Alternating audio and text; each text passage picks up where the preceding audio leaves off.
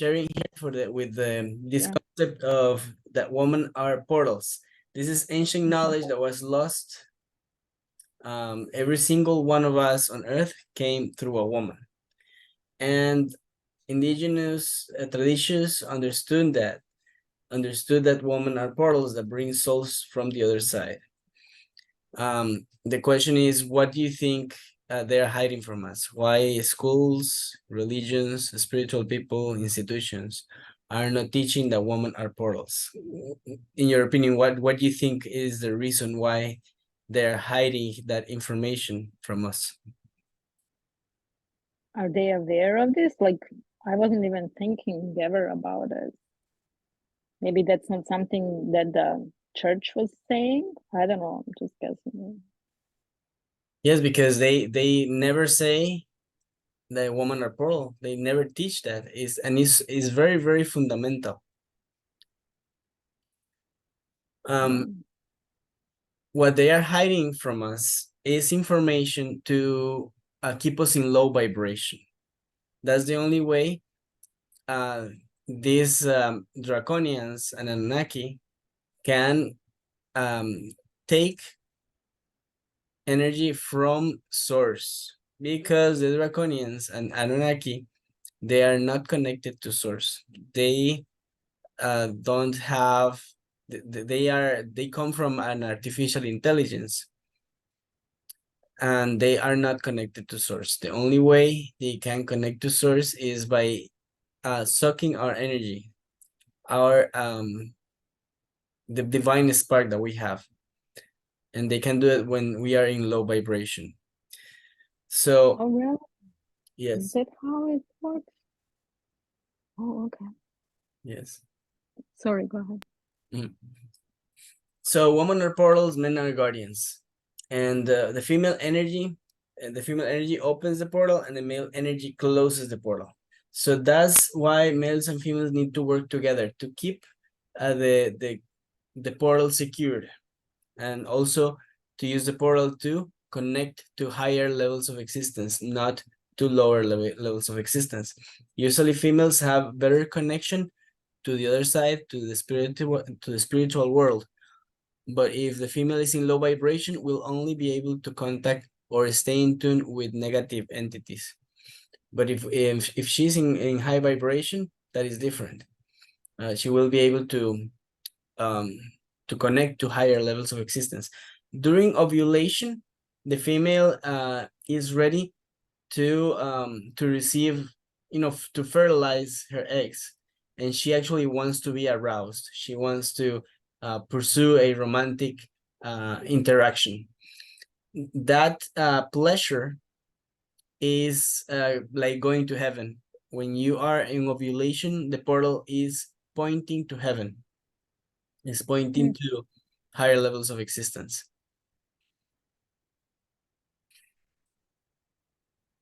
And during ovulation, the woman is usually wanting to have sex. The other point is that every single one of us came through sex, and also the only way out is through positive or divine sex. Orgasms give you pleasure and take you to heavens. Is that bliss that feels like paradise. That moment in which you're having a real orgasm, you vibrate high, and you experience a freedom from the prison here on earth.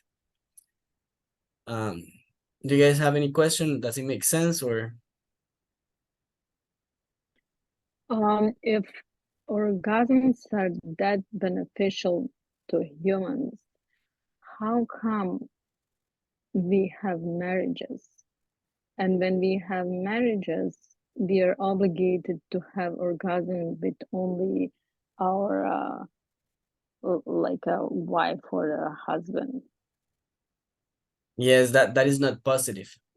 That is negative. That's why Like Mhm. where the marriages are coming from then. So the marriage is not coming from God. So the marriage is actually made by church. Like, you know Yes, what I'm saying? yes. Later in this presentation, I'm going to talk about marriage, the purpose of marriage, and how we can develop better interactions with your partner as a marriage, and that's part of the presentation, talking about marriage a little. Oh, okay. So I'm on the right track. Yes, yes, you're on the right track. So a good guardian should be on top of the menstrual and ovulation cycles. He has to be always loving, but especially romantic when she's in ovulation. Why? Because the ovulation is the portal open to heavens or to higher levels of existence, to higher vibrational densities. That's why it's recommended that the male gets vasectomy. Why? Because she will be able to have all the pleasure and all the best sex without being worried of getting pregnant, without getting pills, without having any regulation with the regular cycle. So happy you if you're vasectomized. That's for males. The other But thing, males are not actually liking this idea. yes, but that is a good idea. Happy you if you're vasectomized. Why do they want to have children, right? Bring Yeah, people to suffer here. yeah. Okay, what happens during menstruation? During menstruation, the body of the woman is grieving a loss of a potential offspring. So bleeding causes low vibration. So the portal is literally going to hell, the hell here on earth. Women during menstruation are literally walking through hell. It is they are in depression and anxiety and in pain, and the portal, when it's in low vibration, can be utilized by demons. Wait a sec. Just one thing. Okay, a woman before she gets the period, the menstruation, she is like her hormones are getting crazy, and she's in a very bad mood. And I would say at that time she's in a very she's vibrating very low. But when she gets the period, okay, like at that time, yes, the pain can start, and she's she the cleaning starts. But at that time, she starts actually to vibrate higher because her hormones are calming down at that time. Like, I'm just looking at myself because I always feel better when I get my period than before, like 4 or 5 days before I need to get it.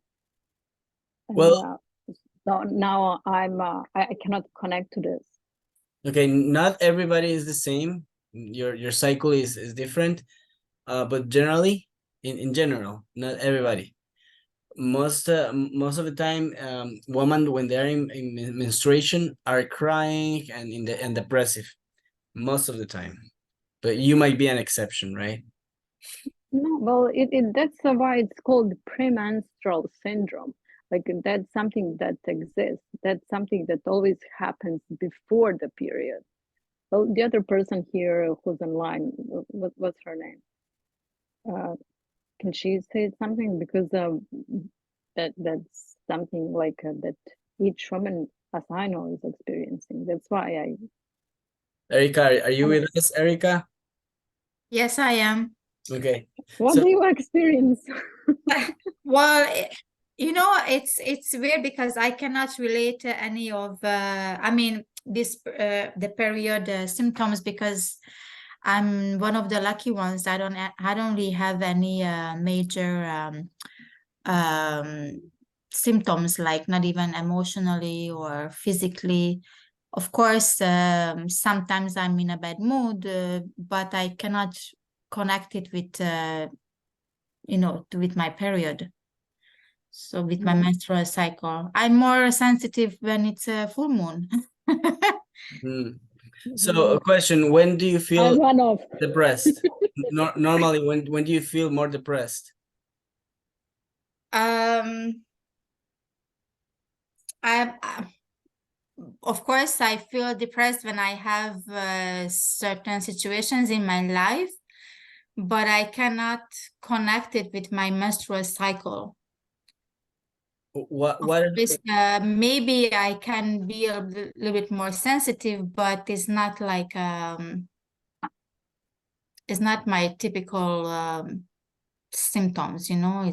It's not what about your body? How your body feels when you're my in body. Yeah, it's I feel more bloated or more like yeah, but that's it. Okay. The menstruation, in fact, can give you a moment of power, but that power is might not be the positive power, the happy power, because a lot of women fall into those symptoms or filtering and catastrophizing, blaming, maximizing, magnifying, with perfectionism, polarizing. All that are maybe voices that affect a lot of women, but it's not them. It might be a negative demonic entity.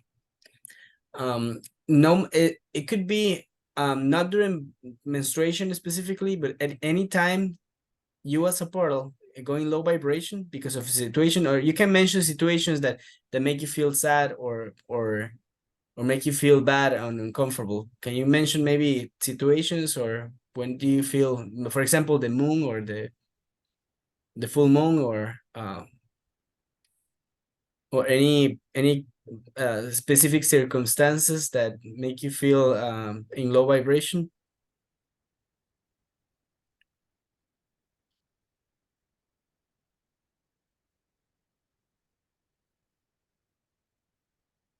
Good question for Erica or for both of us?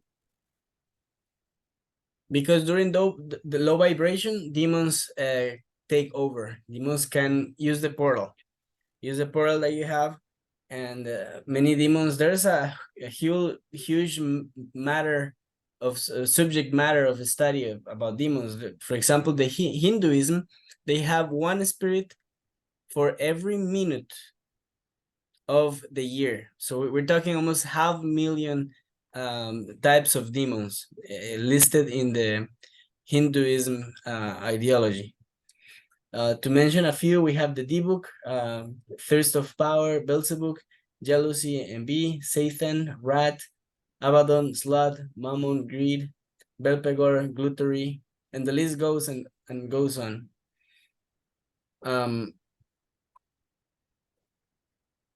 So those negative entities that are here on Earth, they use their energy, or they use the low vibrations to obtain the divine spark, to connect to source.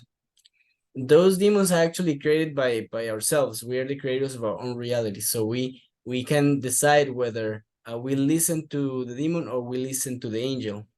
Do we listen to anger, or do we listen to patience? Do we listen to fear, or do we listen to love and courage? So it's always our choice what kind of energy we allow. However, the male in your life can help you balance the energy that is positive. The demons that males have, because there are very negative or toxic masculinity. The toxic masculinity usually is inherited through the mothers. So mothers that are negative will inherit demons to their children. Woman can interact more with demons and also angels using their portal, not because not just the ones that they inherit from their mothers.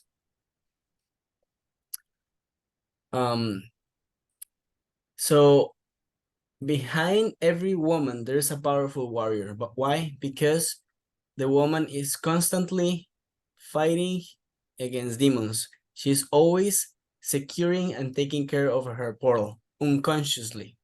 Do you feel like that? Do you relate with this concept that every woman is a very powerful warrior, always taking care of their portal and negative entities? Yes, very much. Mm. 100%. Okay. So that's something that males have to understand and respect the sovereignty of a woman as portals. They secure, or they have to deal with all those negative energies and is constantly in that battle.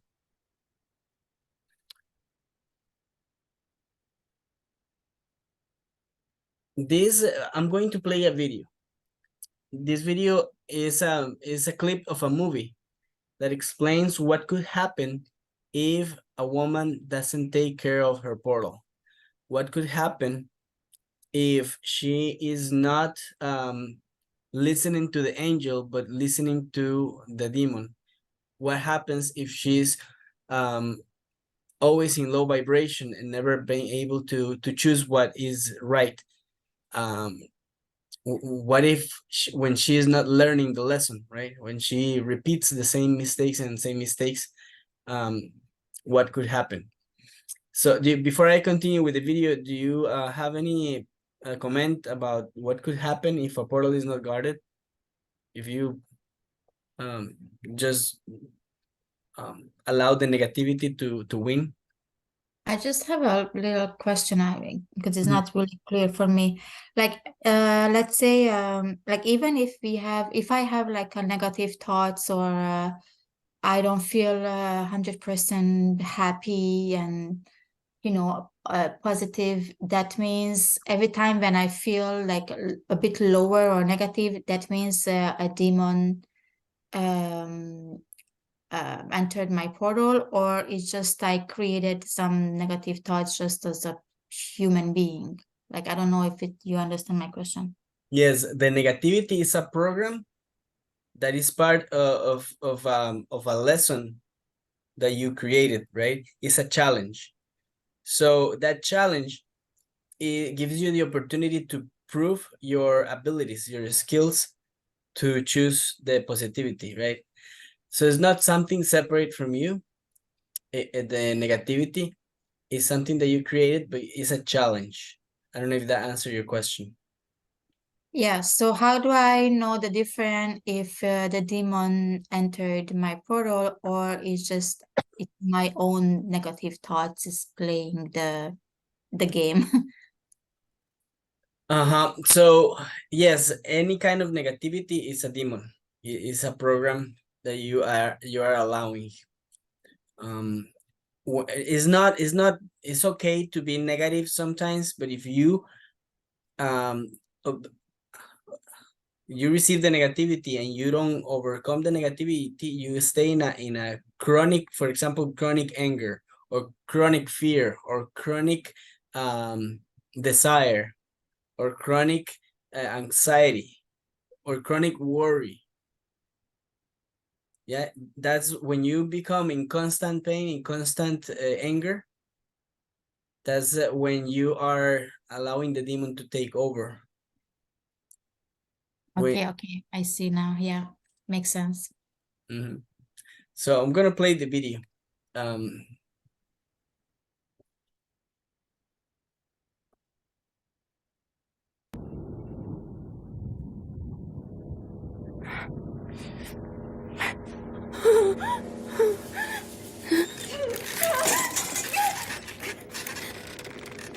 Please don't hurt me.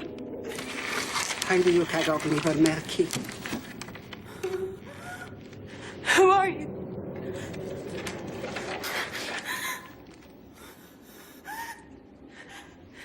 Please help me. That's what. Heth my achlafl drwg wedi gwneud. I just want to go home. Please. I just want to go home.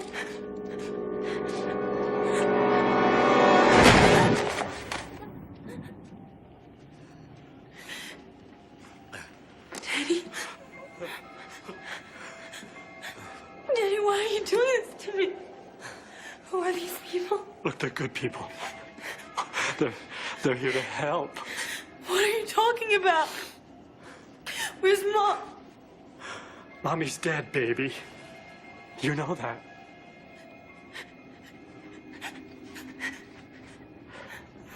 You killed her. You did. No, why are you saying these things, Daddy? Please, I just want to go home. I just want to go home. Wnewch, dyna'r unig modd i allu mae hynnaid. I'm so sorry, baby. Daddy, what is that?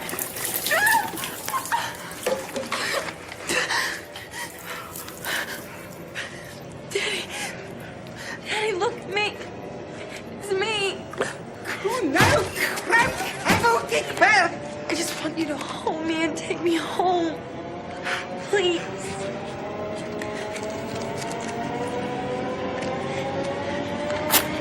Please stop. I will rip your soul out, Daddy. Rip your soul out, you pathetic fuck! Motherfucker! I will kill you like I killed your boy!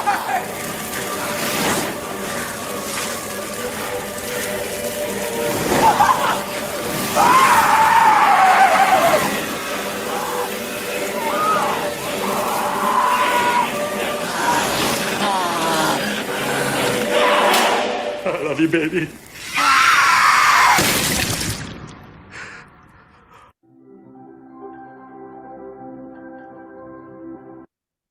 Okay, that's the video. A little bit scary, right? Spooky.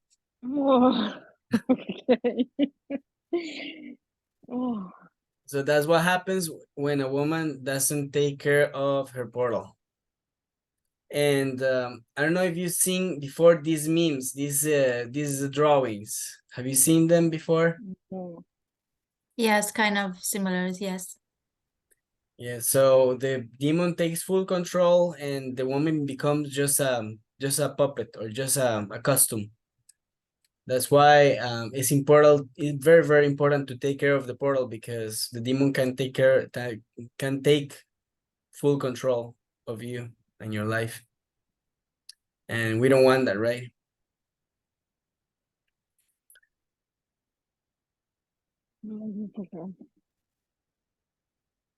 So yeah, these images, these drawings are like a message from God.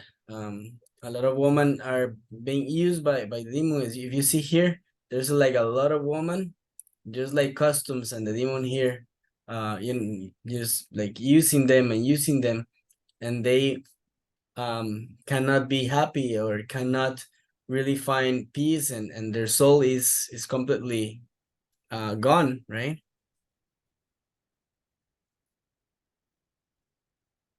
So we want to make sure that we do take care of that portal, that we use our energy to use to find the positive in everything, to find the love, to forgive, to love our enemies, because in the end the enemy is inside, not outside. Any comments, any questions?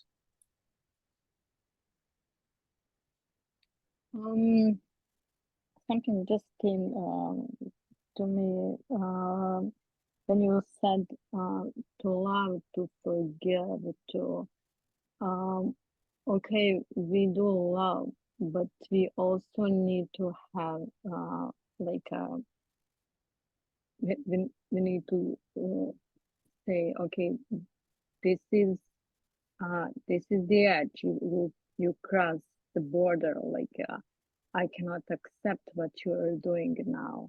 Like if someone is actually doing some things that you do not agree to and you don't think they're right to be done or said or whatever, okay, you still you can forgive, but can you still love?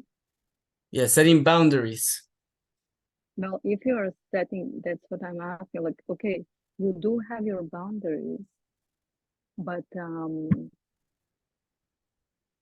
but but at that time you should distance yourself somehow, or I'm not sure, like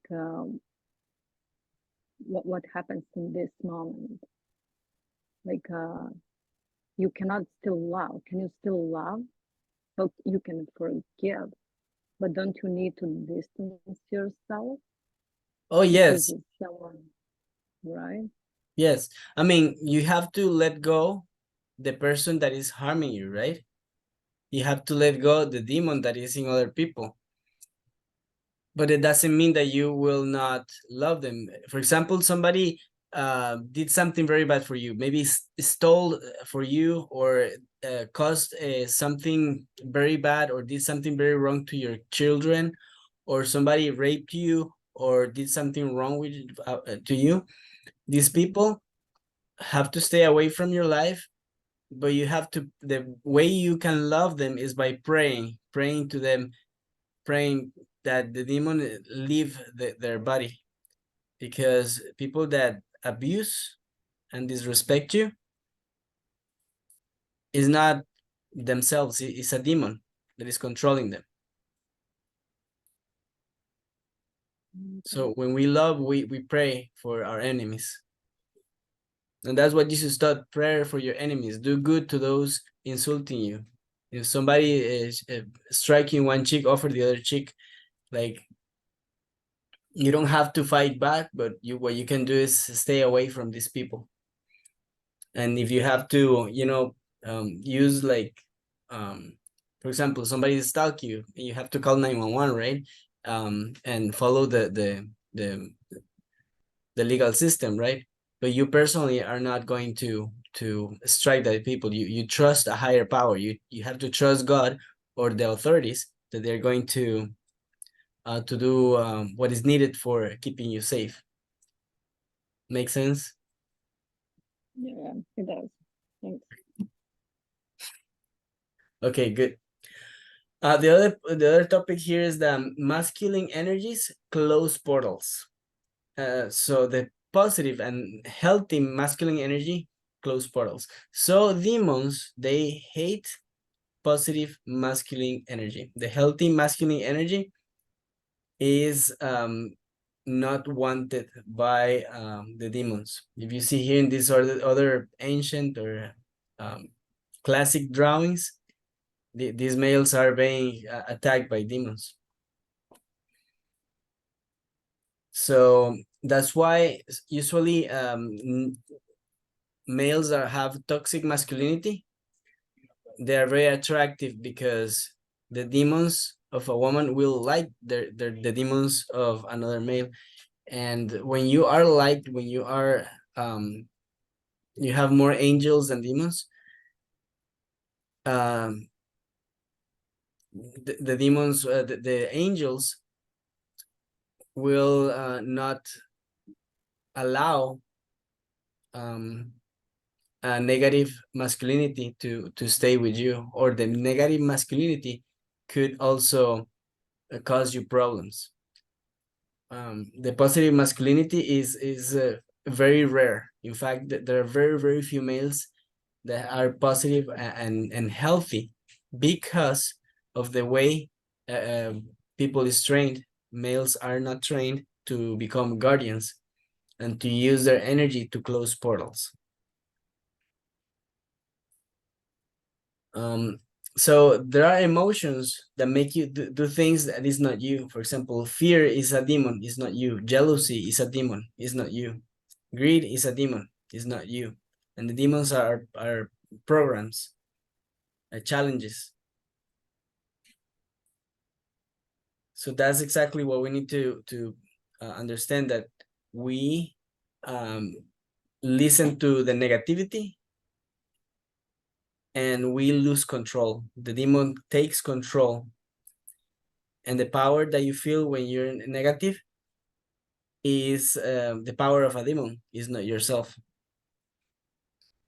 Does it make sense? Questions? Yes, makes sense. Okay.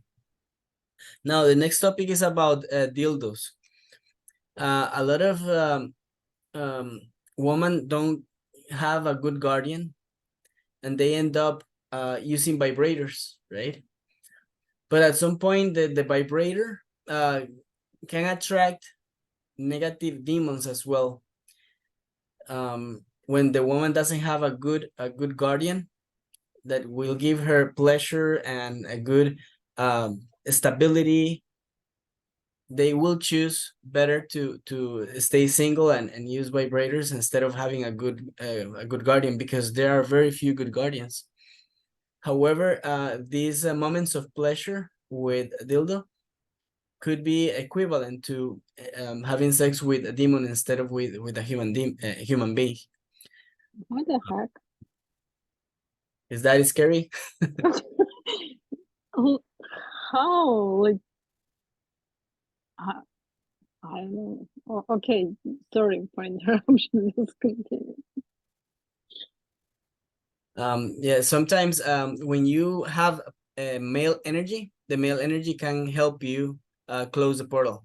If you don't have the male energy, or if your body or your soul doesn't have enough male energy, the masculine energy would come from a demonic entity. So there's a video. It's a short documentary from National Geographic that talk about when the vibrators were invented. Do you guys have any question or comment before I play the video? I don't know if I can make comment now or later, but something just came to my head. Like, you know how porno movies and how a woman has sex with, I don't know, many guys at that time? Like, what the heck is happening at that time? Like, she's like, how many of men are actually closing portals at that time? Like, how do you explain that?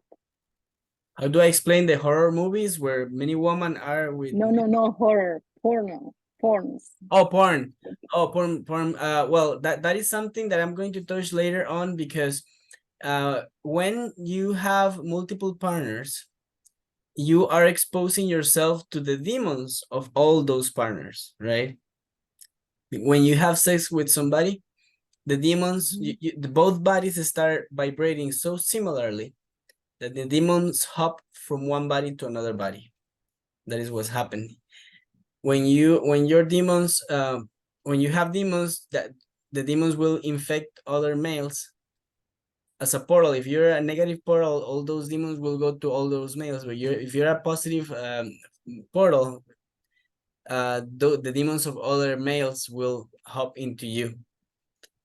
Instead of helping you, it will make it worse. So when you choose partners, you gotta make sure that they are in good vibration. Ideally, if they are have good faith, that they are in tune with their higher being, and essentially loving people, forgiving people, and most importantly, people connected, or males connected to Jesus Christ. Jesus was the one who opened the path for the new earth. It was like the first volunteer.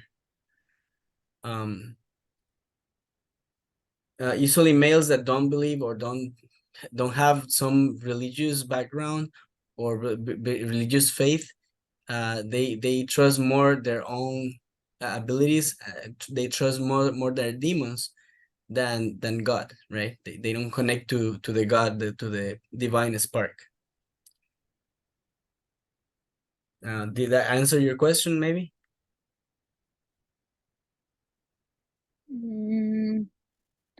I guess I'm just not clear.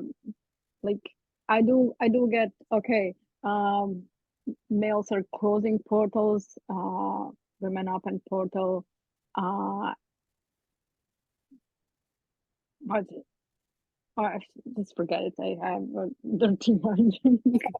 Actually, No, actually, a sexing group is positive. It's very positive. It's positive. Yes, I'm going. How come now? Later, I'm going to. I'm gonna play another video about the human nature.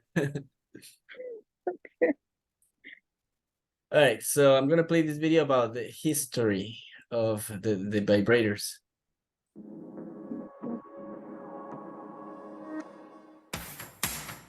From the turn of the 20th century, sex has been literally electrified by technology.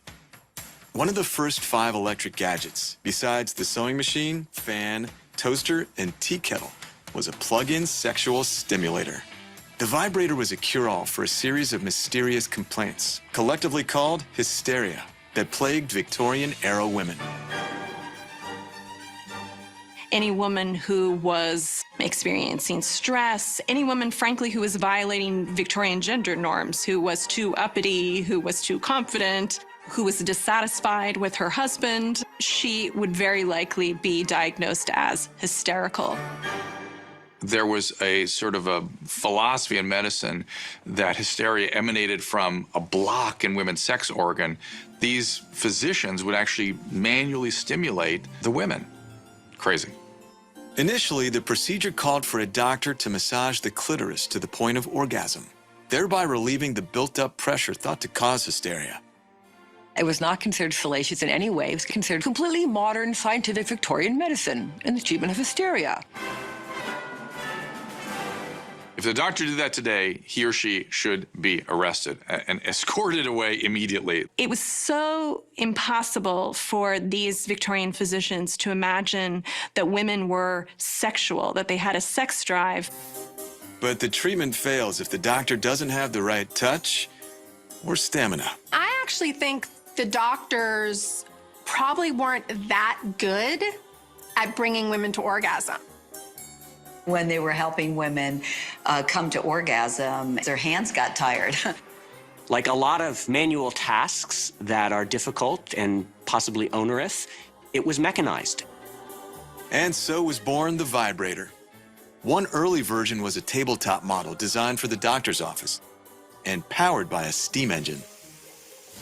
Then in 1902, Hamilton Beach introduced the first personal vibrator. Just the 5th domestic appliance to be electrified.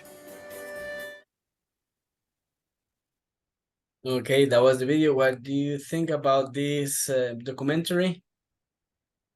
What the heck? I didn't know that was happening before in history. Yeah. So yeah, women can be more sexual than males.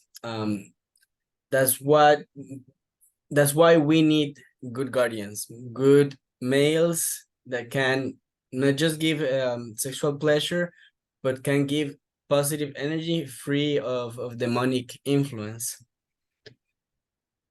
I know because males cannot masturbate that much. Usually females can stay like even hours in pure masturbation, and a male normally cannot do that, or normally don't do that.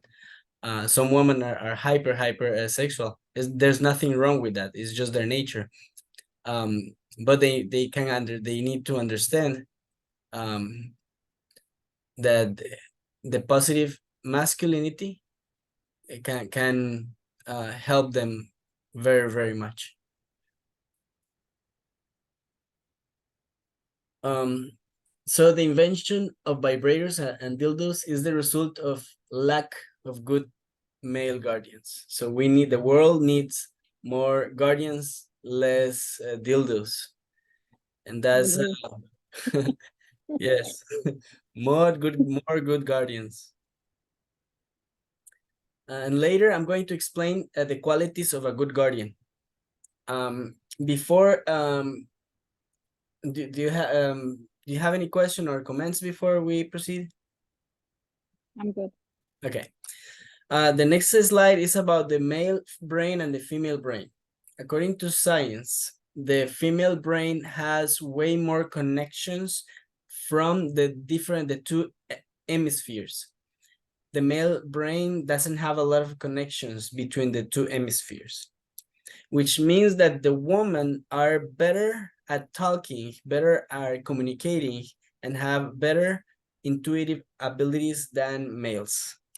Males have more like physical power and some spatial and mathematic abilities, but in terms of communications and intuition, females are way more skilled and naturally more capable than males.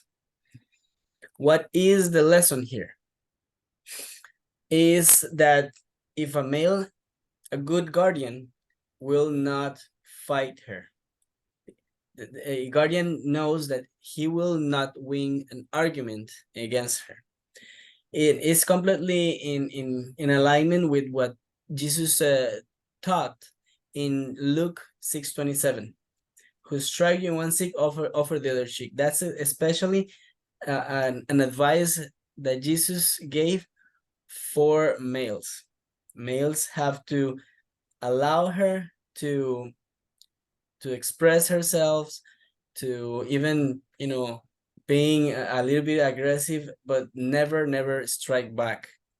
If somebody you know, strikes you one cheek, never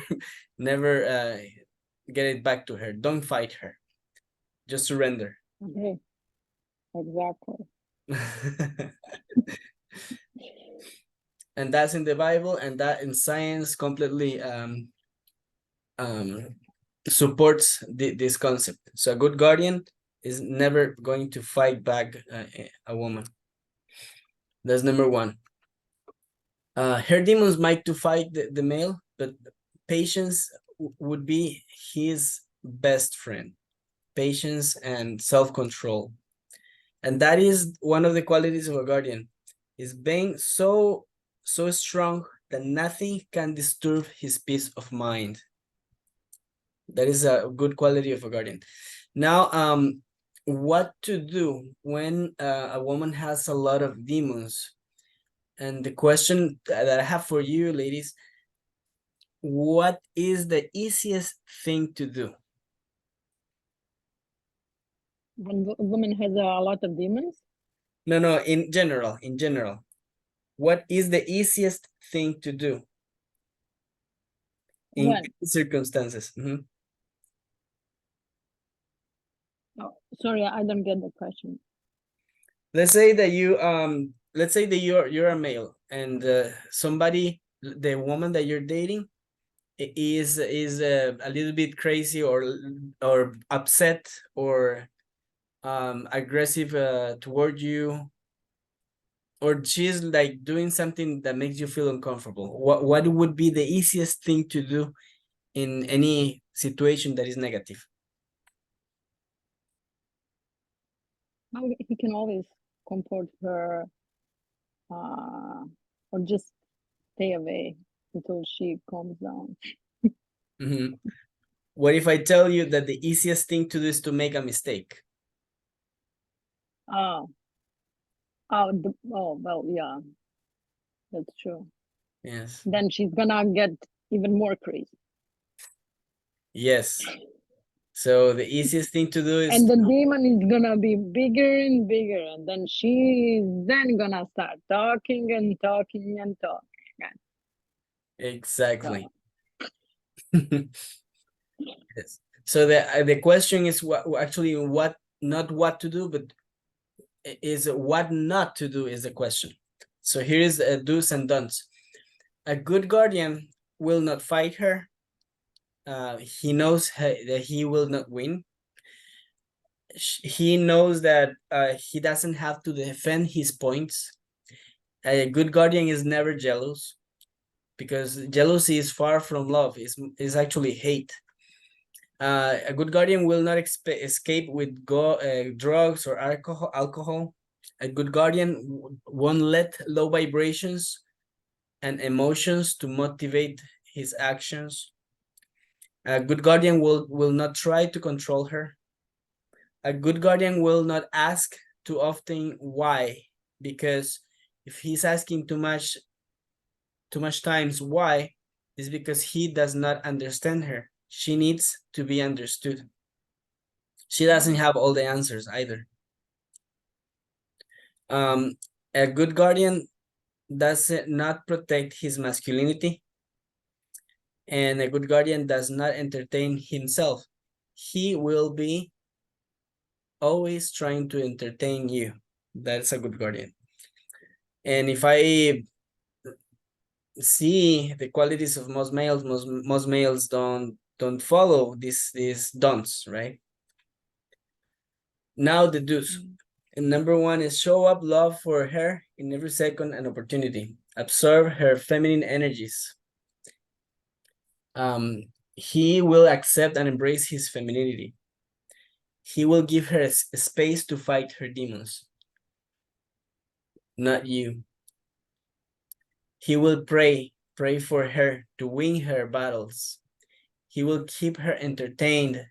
He will respond to her with poetry, with Bibles, versicles, with romantic words, with healing words.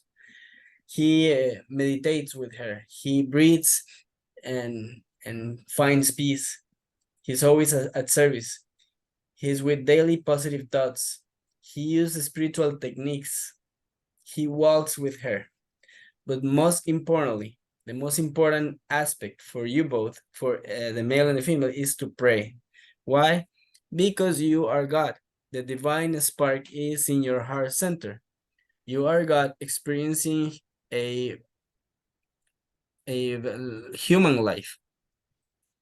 You're not simply an spirit. You are God playing a game. And when you need help in the game, you pray and you close the portal. And that's what the woman has to do, is always pray for positive strength. Because when there is negativity, it's because your subconscious mind is fighting a demon.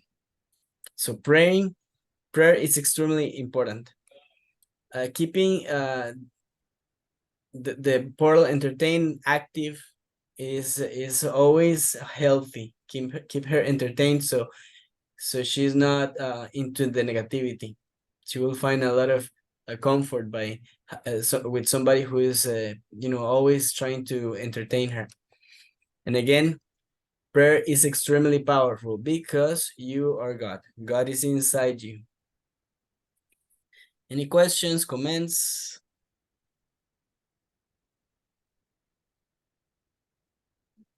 Does he really exist like that follows those do's and don'ts? Yeah, the do's and don'ts are really, really great advices for good guardians. I think that should be taught in schools. Like maybe that's something that guys need to learn from the beginning. Mm-hmm. Yeah. Or for us mothers, actually, to teach our kids how to behave. Yeah, you as a mother, if you have boys, you can train your boys to become good guardians. It doesn't mean that they're going to find good woman, right? Because if they're good, they might attract a negative woman. But at least you are bringing a good guardian to the world, right? Right. Yeah. Now, useful techniques is forehead to forehead You just press your forehead with the forehead of the other person, and you do an you transfer energy. There's What do you do at that time? Yes. For example, let's say you're in a negative mood. You can ask your male or your guardian to for energy, so you both can exchange energy. You can receive the masculine energy with an like forehead to forehead he will. Oh. Mhm. Okay. The nothingness meditation is maybe I can walk you through this nothingness meditation. Is very, very quick. Are you ready? Sure. Okay. Oh, yeah. Close your eyes. Breathe deep. Exhale long.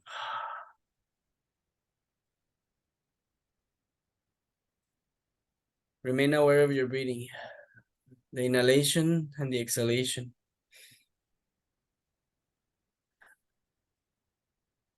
There is nothing above you. There is nothing below you. There is nothing around you. There is no gravity, no intention, no forces influencing you.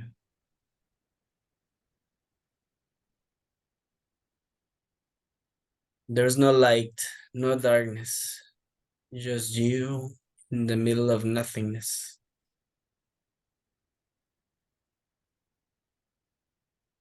Aware of your existence in the eternity.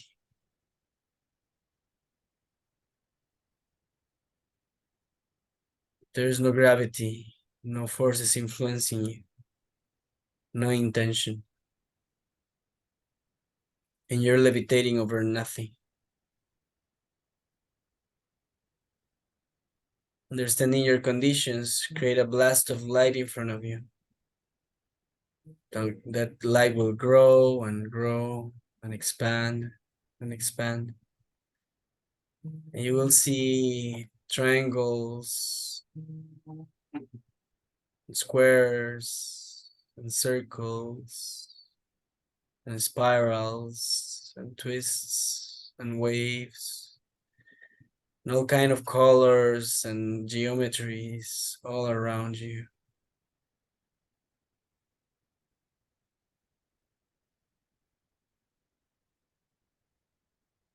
That's the Almighty, the Creator.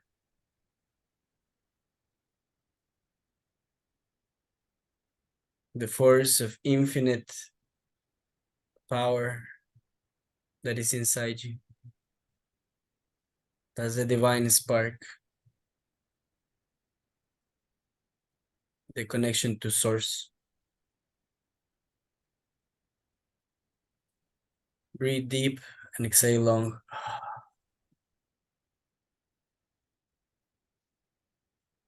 Remain aware of your breathing.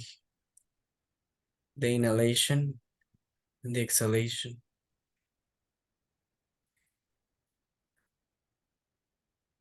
At the count of 3, you're going to come back to the present and open your eyes. 1, 2, 3. Open your eyes. Welcome back. How was that meditation?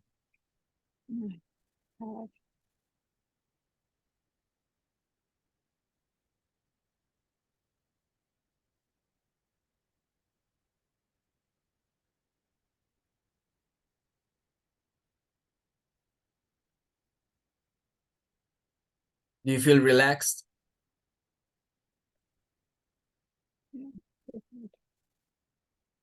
I want to stay there longer. Yeah, it's really great because you're connected to source. It's so good. It's just pleasant. Right. Is Erica still with us? That's the meditation, the nothingness meditation. Yes. Yes, I'm here. It was very nice.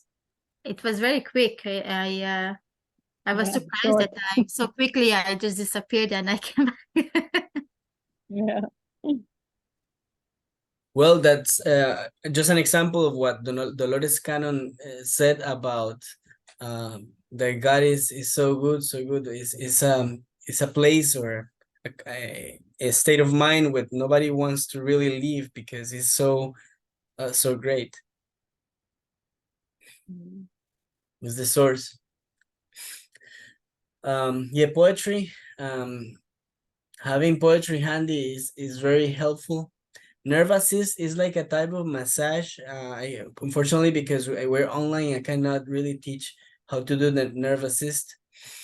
Downward shaking is like shaking yourself downwards. I cannot really show you here either. Around the block walks. In the next slide, I'm going to explain about the around the block walks. scaring the demons is like when you can actually scare the demon, like doing little scares, so you can associate something fearful with fun, with something that is going to make you laugh. So it's helpful. What? Yeah, for example, it's difficult to do it online either. So root chakra meditations with trees. This is another meditation that is very, very healing, especially when you have a tree, because trees have no sexual energy, and they are very, very clean energy. So if you have any kind of demon, it can literally clean your portal like immediately. If you meditate at the base of a tree using this technique of the root chakra meditation. That's very nice. I never heard about it actually. No, me neither. That's interesting. Yes, it's something that came to me. I actually never heard of it, but in my experience has been very, very effective, really healing. Trees are healers. Every kind of tree. Hug a tree, meditate with a tree. When you stand or sit at the roots of a tree, you can connect your whole spine in the stem of the tree. The leaves and the branches will become like your head and your hair, and the roots would be like your extremities, your toes and legs. When you connect with a tree, you will experience an energetic cleansing. And that's how you can clean if you have sex, for example, with a negative person or somebody who has demons. It's very, very advisable to do a meditation with a tree, so you can clean your energy and close your portal. Okay, this is about the walks. Let's say you're having an argument with your partner here in this yellow block, and this yellow square. Instead of having the argument, let's take a walk. You step outside, you go one side, and he goes one side and she goes the other side, right? Walking is antidepressant, and also when you walk, you oxygenate your brain and makes you think better. You oxygenate your brain, you distract yourself, and then while you're walking, you know that you're going to meet him or her in the other side of the block, in the opposite side. So while you walk, you think better, you lower the stress, and then thinking of how you're going to respond or talk to this person. So then you get in touch with this person in the other side and get back home in a better mood to communicate and not fight. This is a really good technique. Do you think you would like to practice it next time you have an argument with your partner? Yes, it's a good idea if the other person will participate. Exactly. Because I can run around the block and he still be mad waiting. Right. Yeah, ask him, let's take a walk, but you go that way, I'm going that way. And then he would say, "Oh, you crazy woman."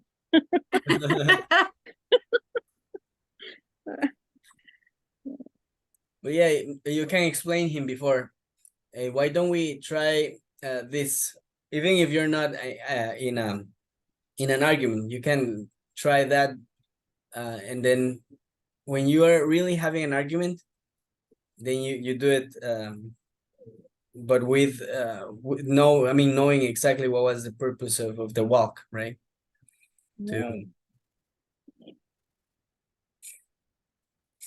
Okay. These are green flags for guardians: highly vibrational, family-oriented, and vasectomized, energetically strong and balanced, and empowers women. I'm going to talk about highly vibrational. Tesla said that in order to understand the secrets of the universe, we need to think in terms of energy, frequency, and vibration. The only reason relationships fail and people separate is because individuals vibrate at different frequencies. And when you vibrate at different frequency is when arguments start. Why? Because you cannot communicate with the other person. It's like having a walkie-talkie in a different frequency. And if you have walkie-talkies in different, receiving signals in different frequencies, will not tune up. It's like having a person in front of you, you can see her and see him, but no matter how much words you exchange, they will not understand each other. They are talking like in a different language. Language does not really work when you are in a different vibration. So you have to always focus on your vibration, feel the energies, tune into that loving vibration in order to be able to communicate with the other person. So he has to tune into your energy, into the frequency of your energy to be able to communicate. Any vibration that is below 150 hertz, which is anger, and below is negative. Anything above 150 hertz is pride, courage, willingness, love, joy, peace, happiness. All that is positive. So a male that is in anger or criticism or questioning or in like sexual thirst and desire is negative. You see anger, desire, fear. So sexual thirst is negative. That is not a positive. Yes. How can that be negative? Because it's lust, right? Desire is when you don't have something, right? And usually females make the mistake of pursuing those males that will respond sexually very quickly. That's a mistake. Actually, a good guardian is nearly asexual. What the heck? What? Didn't we start with the orgasms? How they're good for us? That's the idea is that the woman should take the lead sexually. If you like him, you're gonna get him. Oh, so I'm the one who needs to initiate it. Yes, because you want to heal your portal, right? Oh, so every time I'm initiating it, I'm clearing my portal?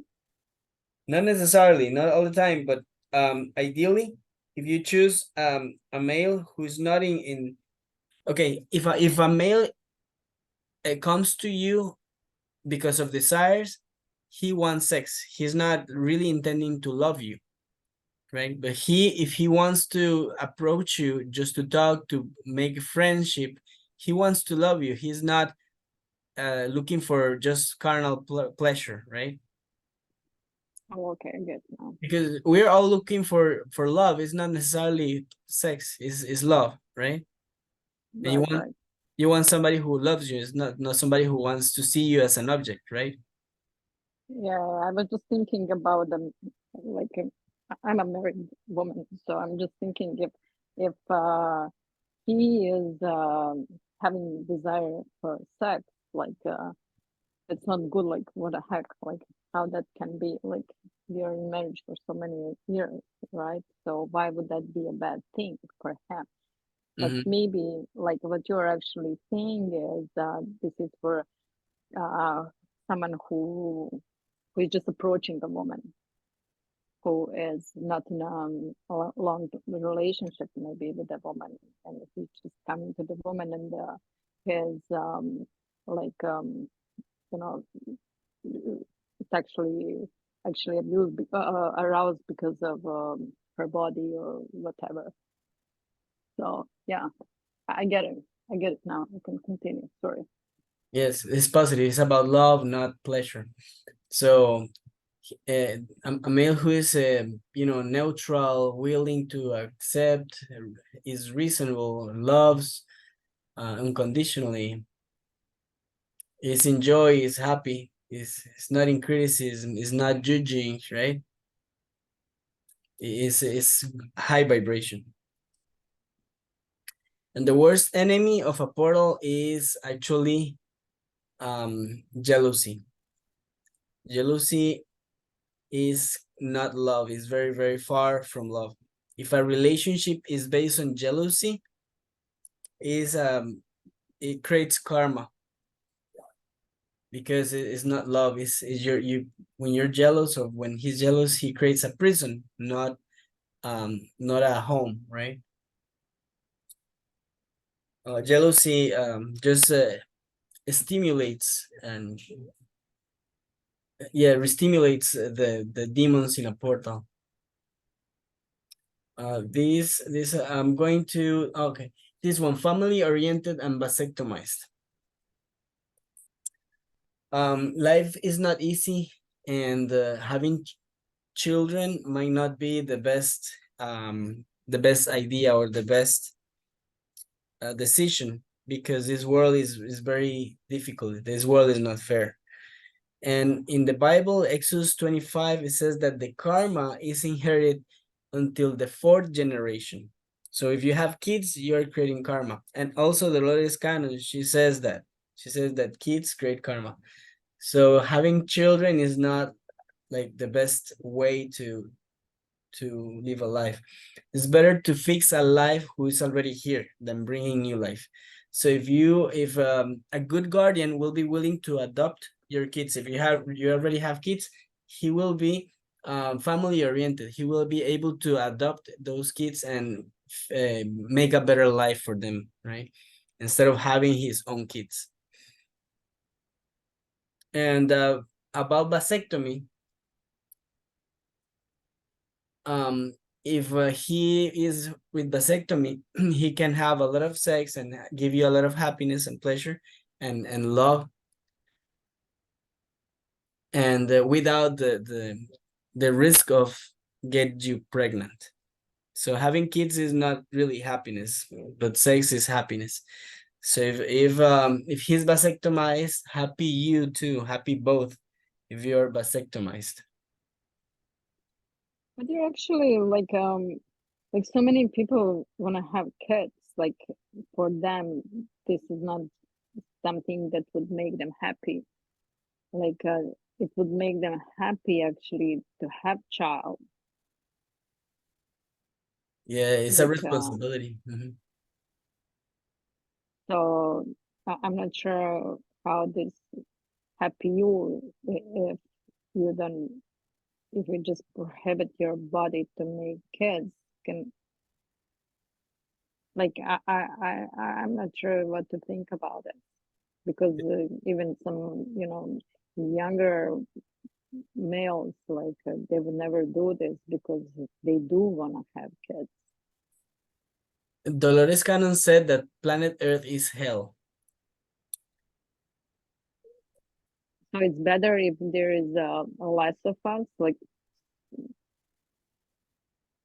I mean, if you're in like, if you're wealthy, you have a stability, and you have all the qualities to become a good mom, and you have the partner to have a family that is stable and not dysfunctional, that might be a good good moment or good condition for having kids. But if you're not in the best conditions, then you can bring more people here to suffer. Bringing more people to this world is not necessarily the best way, is not right. Dolores Cannon said this planet is hell. So bringing more people to hell, in my opinion, or is not like ethical. Not. Yeah, I do get what you're saying, but also it's somehow the human nature is to have kids. That It's is not so, something, right? Like that. yeah, it's a biological need of survival. It's just for survival.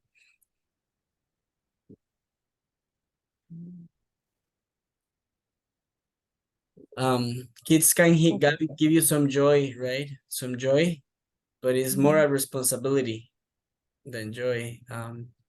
If you have them already, do your best and enjoy them. But if you don't have them, you're not really gonna miss what you don't have, right? It depends on the people, right? If you're meant to have children, I mean, you're meant to be, you're, it's because there is something that tells you that you have, you have to continue coming to Earth. But the idea is to go to the new Earth, not to this Earth.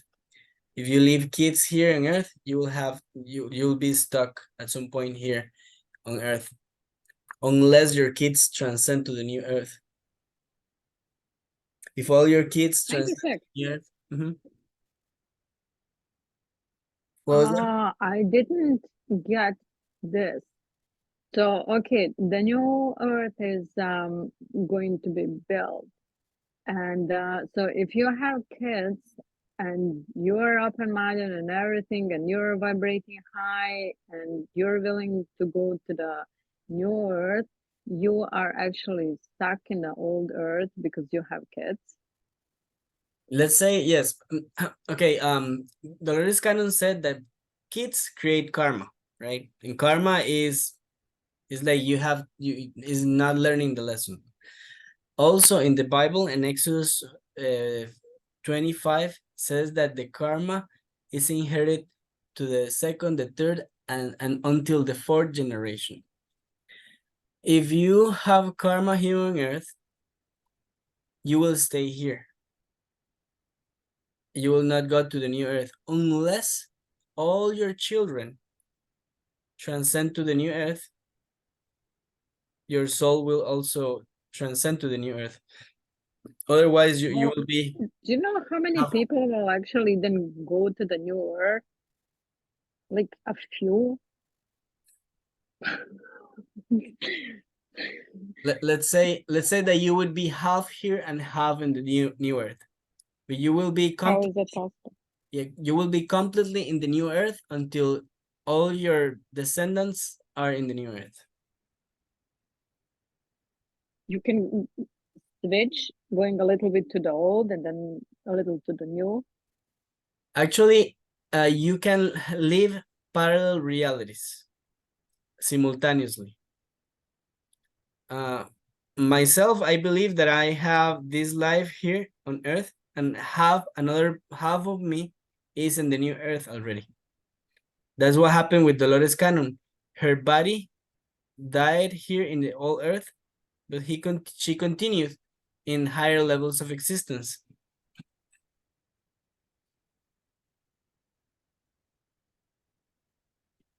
Okay. How do I know if I already exist in the new Earth? Oh, you can figure out with a quantum healing technique, quantum healing hypnosis technique, the Dolores Cannon hypnotherapy. You can figure out with that. Essentially, Yes. Dolores mentioned also, and a lot of healers, that you can break up your karma's contract. So having kids, that's basically that karma. You cannot break that karma because, of course, you're having kids already, so you cannot do anything with that to not having kids. So as I understand what you're saying, like, you can free yourself from this karma only if your kids are already go to the new earth, right? So after that, you're not going to have this karma anymore, right? Right. Your whole lineage or your descendants need to hop in the new earth for you to detach completely, because you can be in the new earth, but part of you will be attached to this earth if your kids are still here in low vibration. Your heart And will be there with them. what about our kids? Like let's if they going to have kids, like let's say my kids, they go to the new earth, and so that means they're not going to have kids, right? So on the new earth, people, they don't have kids anymore. This Yes. is What? Yes, the kids and the kids of your kids, if they are still here, part of you will still be here. But in the new earth, they will transcend, they will appear in the new earth physically. okay. Okay, next green flag for a good guardian, energetically and balanced. A good masculine, a good guardian is so strong emotionally, not physically, emotionally strong that nothing can disturb his peace of mind. So the masculine energy of a guardian is not sexual. It's actually like a father. It's like a guardian ready to die for his offspring. The sexual energy of a guardian is actually feminine. It responds, is not a predator, because usually the sexual energy of a male, of a negative male, is predatory. The positive energy, sexual energy of a guardian is feminine. The guardian has emotional strength to stay in peace of mind no matter what happens. So who has the masculine energy then? I'm sorry, what was that? So who has the masculine energy? Like if a male should have the feminine energy, who has the masculine? The woman? No, both have masculine, but the masculine energy of a guardian is like a father, right? It's not the same being a mother or being a father, right? The masculinity of a guardian is like a father. That is the divine masculine.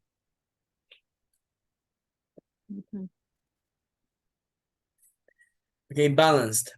The masculine uses his feminine energies at the same level of the masculine energies. And the balance in a relationship is not a 50-50. We're going to talk about the 80-20 rule. Let's say a male is investing 80% of his time and resources in implanting, and 20% of the income or the benefit is just 20% in comparison to the investment. To put it another way, the efforts of a male are 80% and 20% is pleasure. In the female side, she will be investing 80% of her energies doing shadow work, or in other words, fighting her demons of the portal. She will be taking care of her portal 80% of the time, and 20% of the time will be pleasure, or 20% of the time and energies will be her investment in the relationship. So the male and the female is not a 50-50, it's a 80-20, but that is the balance. So the male is very dedicated, investing 80%. Female aspirations are 80%, but only 20% is pleasure. That is the balance, 80-20 rule. And it is applicable to businesses, to statistics to almost everything follows the same concept of 80-20 rule. For example, the 80% of customers only produce the 20% of profits, or 20% of problems are because of the 80% of root causes, or vice versa. The 20% of root causes cause the 80% of problems. And the 80-20 rule is applicable to everything. The same with relationships. The 80% of efforts are given by the male and 20% of efforts by the woman. Even financially is similar. The 80% of income will be given by the male and 20% of the income by the female. Things like that. It's not necessarily always the rule, but it's generally is a benchmark. It's a generalized concept. Any questions, comments?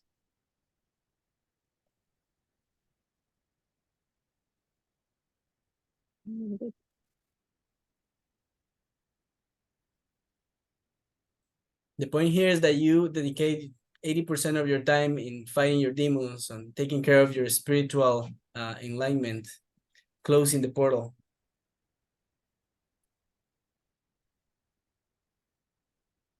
Does that make sense or doesn't make sense? Yeah, I'm a fighter. Okay, a relationship is like a job.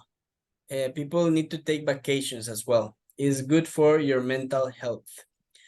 So if he needs time as a guardian, give him the time. Don't be jealous. If she needs time to fight her demons, give her the time. They need a break, maybe 1 week vacations of marriage, or 1 week vacations of relationship, 2 weeks vacations of marriage, 2 week vacations from relationships is healthy. Because a relationship might be like a job.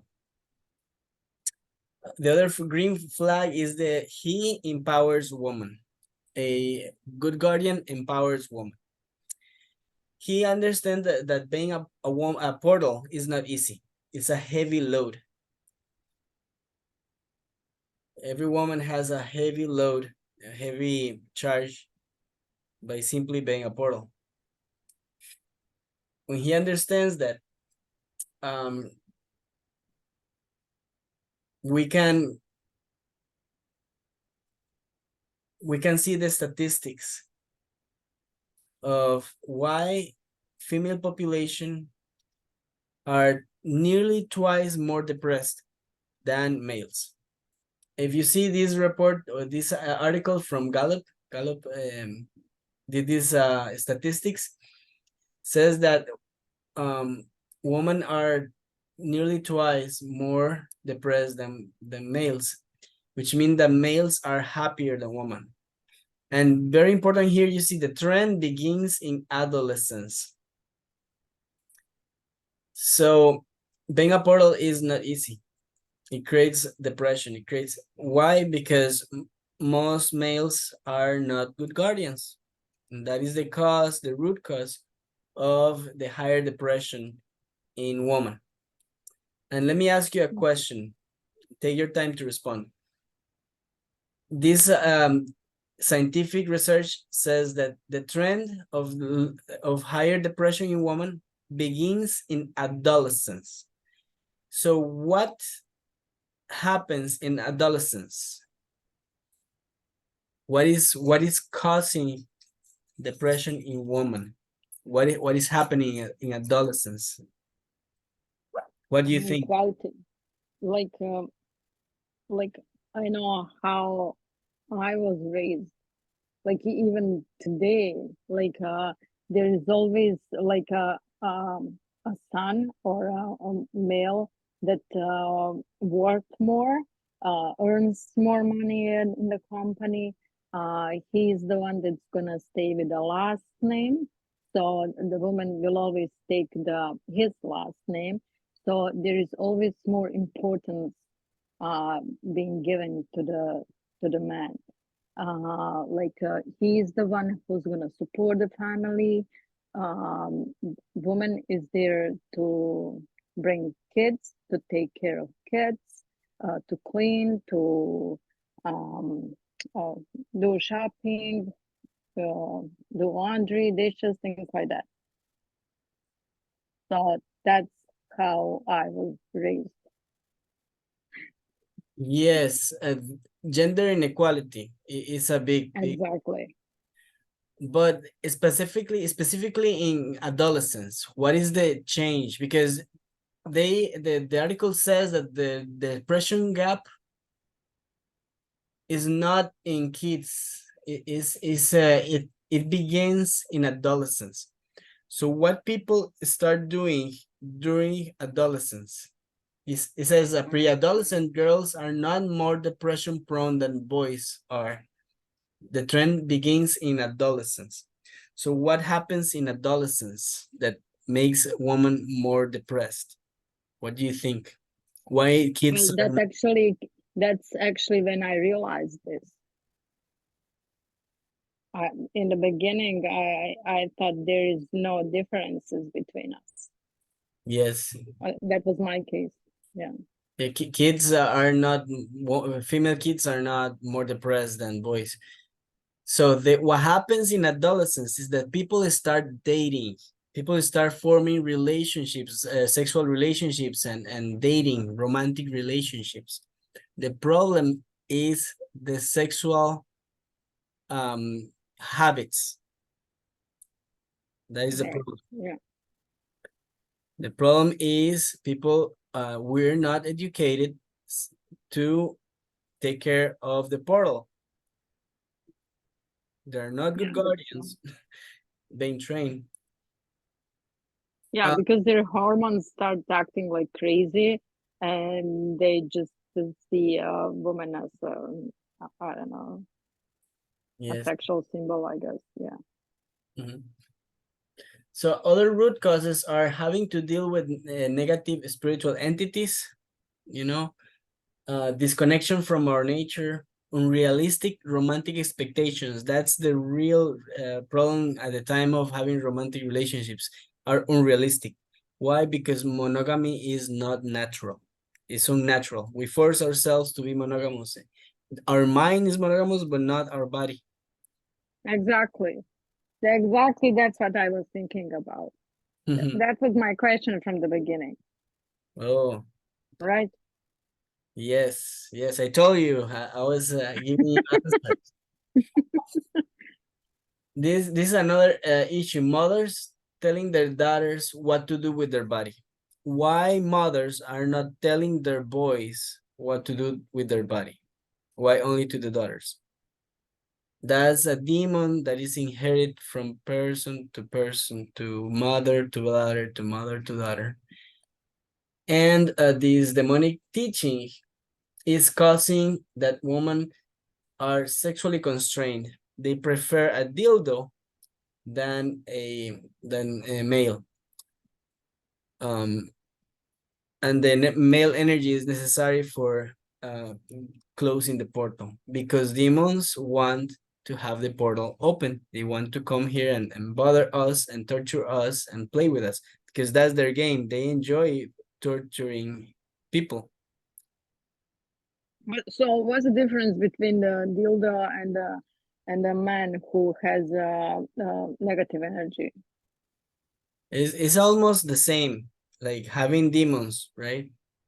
It's just that the negative masculinity will not really close the portal.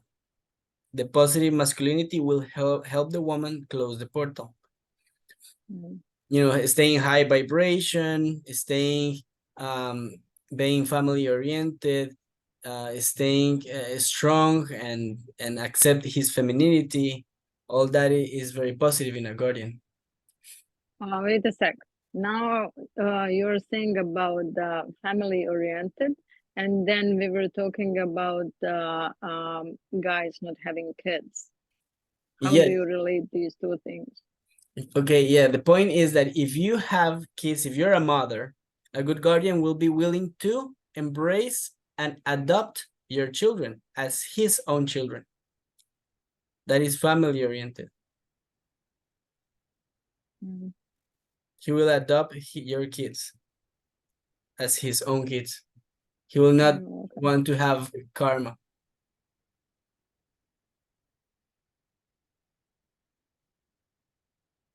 Okay, the other teaching is that mothers tell the girls, oh, you have to be wanted, you have to be desired. If you're not wanted, if you're not desired, you're gonna be miserable.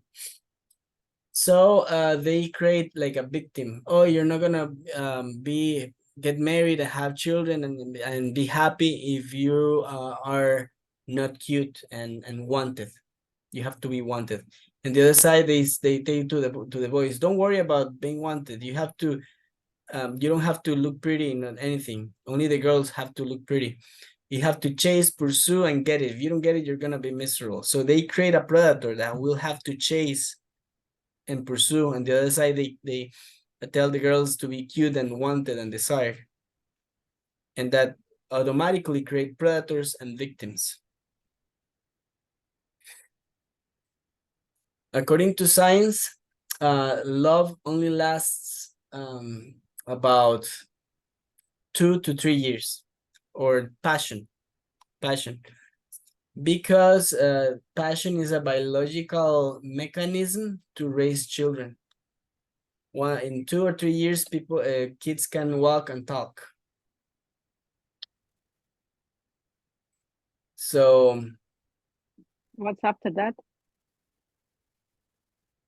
So after that, the sexual energy or the sexual desire like fades. So one of the key elements of becoming a good guardian is to keep that flame going. So if the desire is there only 2 to 3 years, it means we have to switch partners every 2 to 3 years. Change partner, or make sure that you both understand the concept of you're together not because of sex, is you're together because you're taking care of the portal, you're taking care of your spirituality, right? So sex becomes not, that's why I was telling you that desire or sexual desire is a negative quality in a male. It has to be a loving person, somebody who wants to be your friend, because in the end, what will keep you together is friendship, is not sex. But how are we gonna have orgasm if we don't have a desire? It's not that, well, I'm gonna explain you later. I'm gonna explain you later. There's a video about the sexing group. Okay, the Matrix. To me, this is the Matrix. Is we are born naked, but we are covered or imprisoned with clothing. We're programmed with the stereotypes because of our gender. Demonization of nudity, sexualization of love, perversion of love and affection, insecurities behind toxic boundaries, traumatic puberty, unexplored sexuality, oppressed sexual fantasies, toxic relationships, heartbreaking and breakups, sex in couple as a social construct, jealousy, attachment, possessiveness, fear of loss, leading relationships, cheating, marriage, and divorce. All that is unnatural monogamy. That is the Matrix. That's how we are being controlled. And that is exactly the lesson that we need to learn. We are given this matrix with all those challenges, and we need to overcome all this. These statistics are very alarming about what you were mentioning about gender inequality. And we're going to analyze what is the root cause of gender inequality and also respond your question. 90% of presidencies around the world are males. 95% of CEOs in the world are males. 90% of church leaders are males. So the gender gap is huge. The gender inequality is a problem. Humans are naturally matriarchal, but we are living in a patriarchal society. Why? Because all these concepts that that they are hiding from us. They want to keep in balance and woman in low vibration portals open to suck our energy from source that we have from in our divine spark. This imbalance causes females to stay in low vibration, in depression, oppressed. And we're going to analyze our nature. The problem of gender inequality is that we are disconnected from nature. And we're going to take a look at our closest relative. Our closest relative is the bonobo. They are very peaceful creatures. There are a couple of videos about the bonobos, so I'm going to play this video. Do you have any questions or comments before I play the video? No, I'm good. Okay. But here's what I'm fixated on right now, the bonobo. There are a few right there. Bonobo is our closest cousin in the animal world, and it is the only other animal, except for us, that actually has sex for fun, not just for breeding. Bonobos have sex face-to-face. They have gay sex, oral sex, group sex, you name it. They are pretty much good to go. These aren't senseless orgies they're having here. Sex has a real purpose in the bonobo community. They use it as a way to resolve conflict. Instead of fighting over food, they use sex as a way to calm things down. So here's how this works. Say they find a whole new tree full of food. Instead of fighting over it to control the violence or just prevent the violence, they'll actually have sex to calm everybody down so they can share effectively.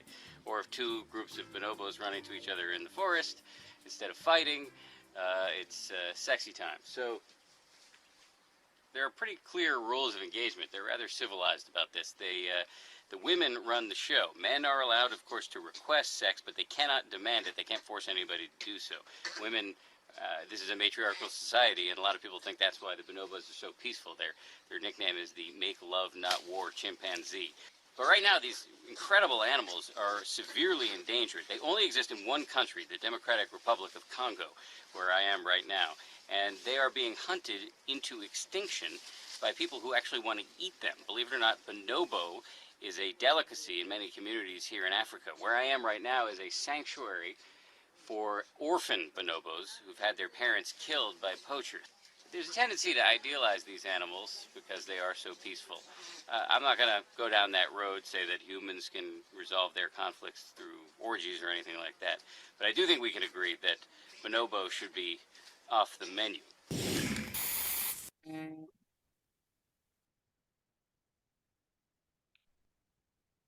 All right, so what do you think about the bonobos?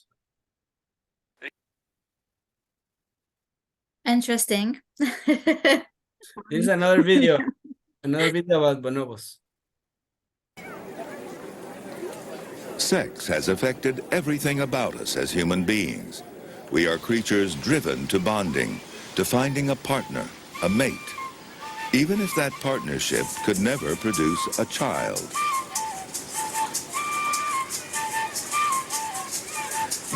And even if those years are far behind us, we have discovered that we are not so different from many other animals, and that the roots of our sexual identities lie in the survival needs of the past.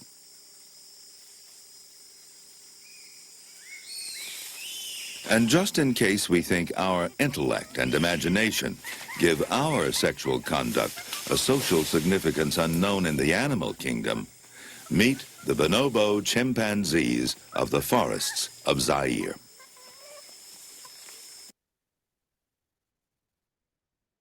What will happen here?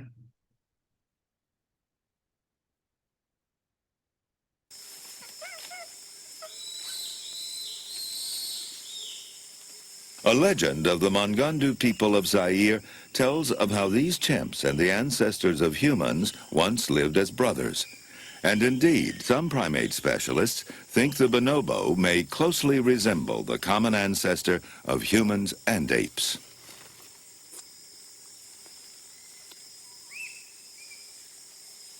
They are our closest living relatives, closer to us than they are to gorillas.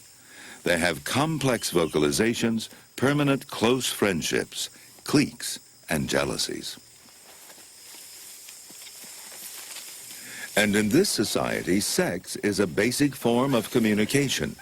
It seems to infuse everything from simple expressions of affection to the establishment of hierarchies. Bonobos sometimes mate face to face. We once thought only humans used such an intimate position. But their versatility knows no bounds.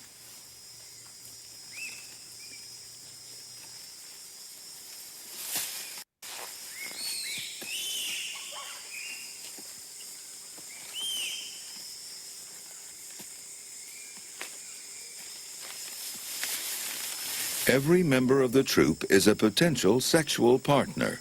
Females rub genitals with other females, as do males with other males. Even the youngsters get involved.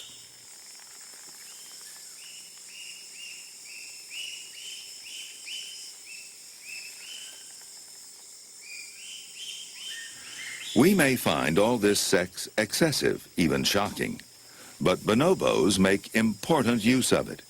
Sex has virtually replaced violence in their society.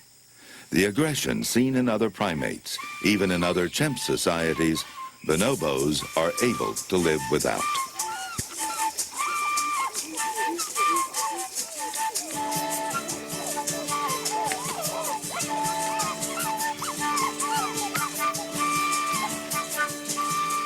In this African rainforest, far away from our strife-torn civilization, sex is managing to keep the peace.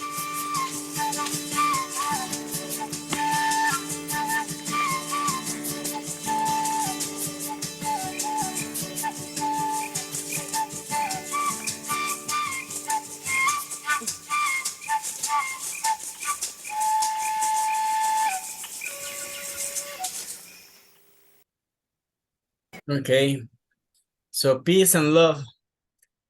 This is the way we humans evolve, and we're living an unnatural life. Thoughts, comments? I wonder how come they don't have a sexually transmitted diseases. Yes, that's another thing.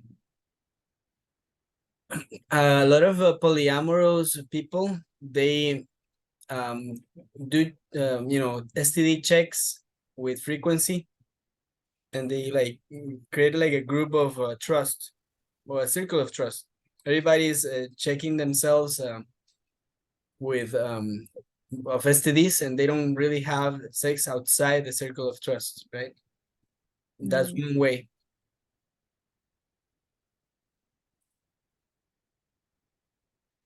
So the mind control system of oppression to keep alpha males on power is described in this pyramid.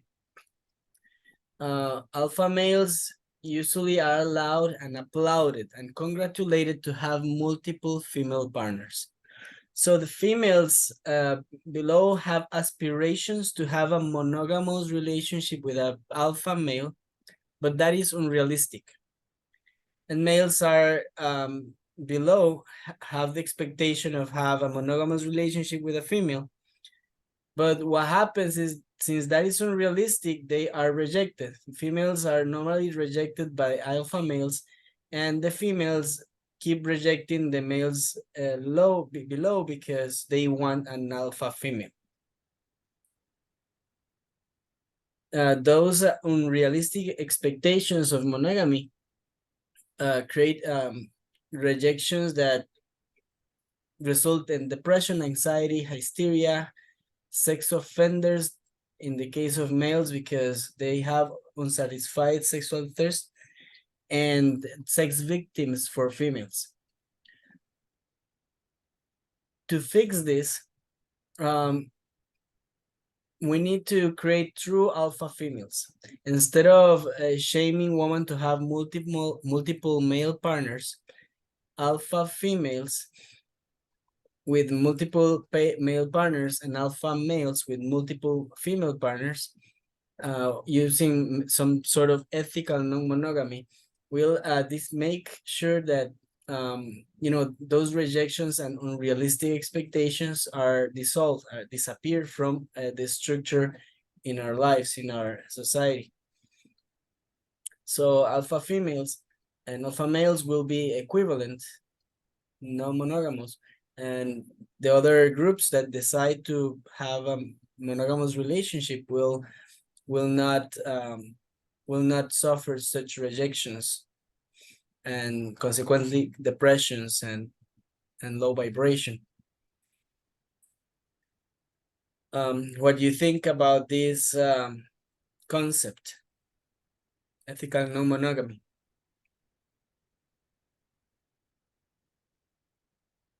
I'm fine with that. Okay, that's great. Now, what is the true power of a woman? A good guardian understands what is the true power of a woman. You as woman, what do you think is your best power? What is our best power? Yeah, the true power. The true power of a woman. What is the true power of a woman?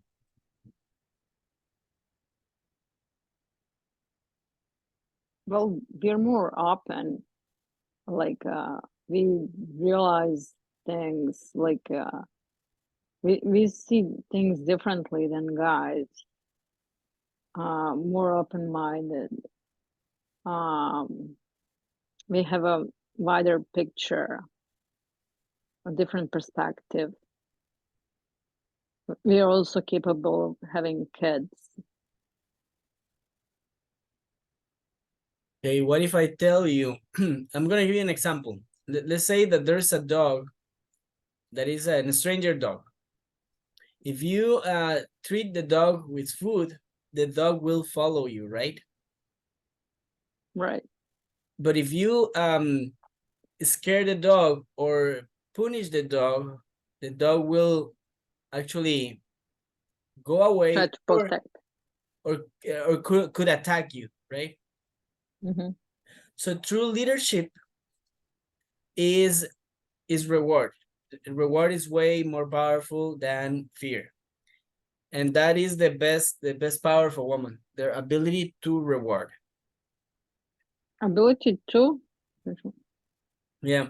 For example, when you cook and give good meal to your family, that is rewarding your family. Or if you sexually please your male, or you that person will be desiring you, that person will want to give you the reward, and you can control people and get some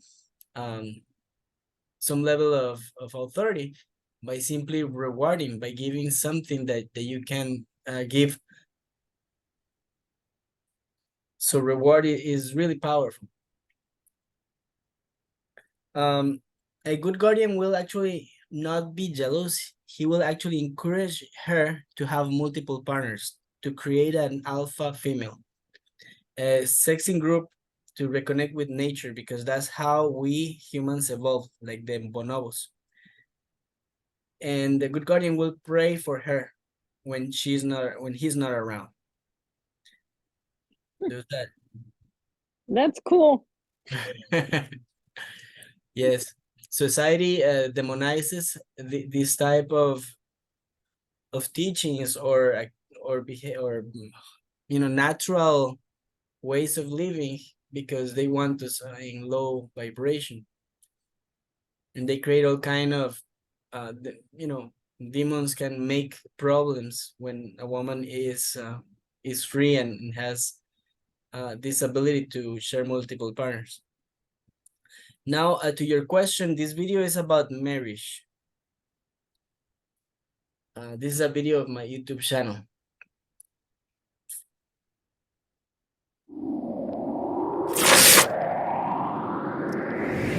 Possible cause of post-coital dysphoria, PCD, the prehistory and history of marriage, intimacy, and romantic relationships. The great majority of religions, if not all, have rigorous concepts about intimacy, romantic relationships, and marriage, with intense motivation to dictate that the only proper way of intimacy should take place under a formal commitment known as marriage.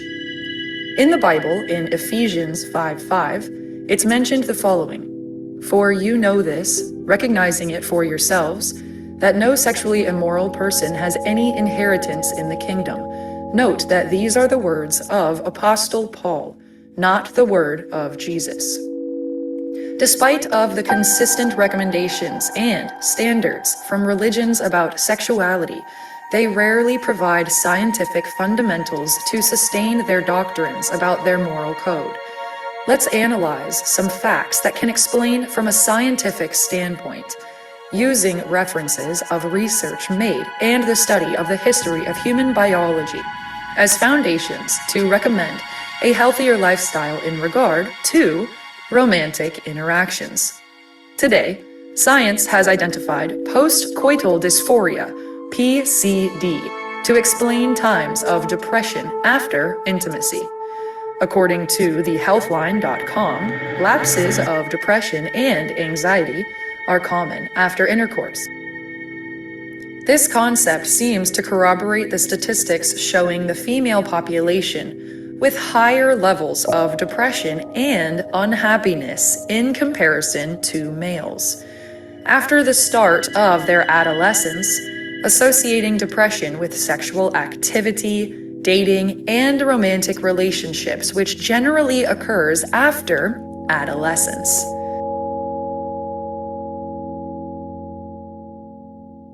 Yes, there's strong evidence that dating, intimacy, and romantic interactions cause high depression, anxiety, and mental health issues in women. Now, let's see from the history of human evolution and biology what could be the cause of such a serious problem worldwide that associates sexual activity with depression, and what is diagnosed as postcoital dysphoria or postcoital tristesse.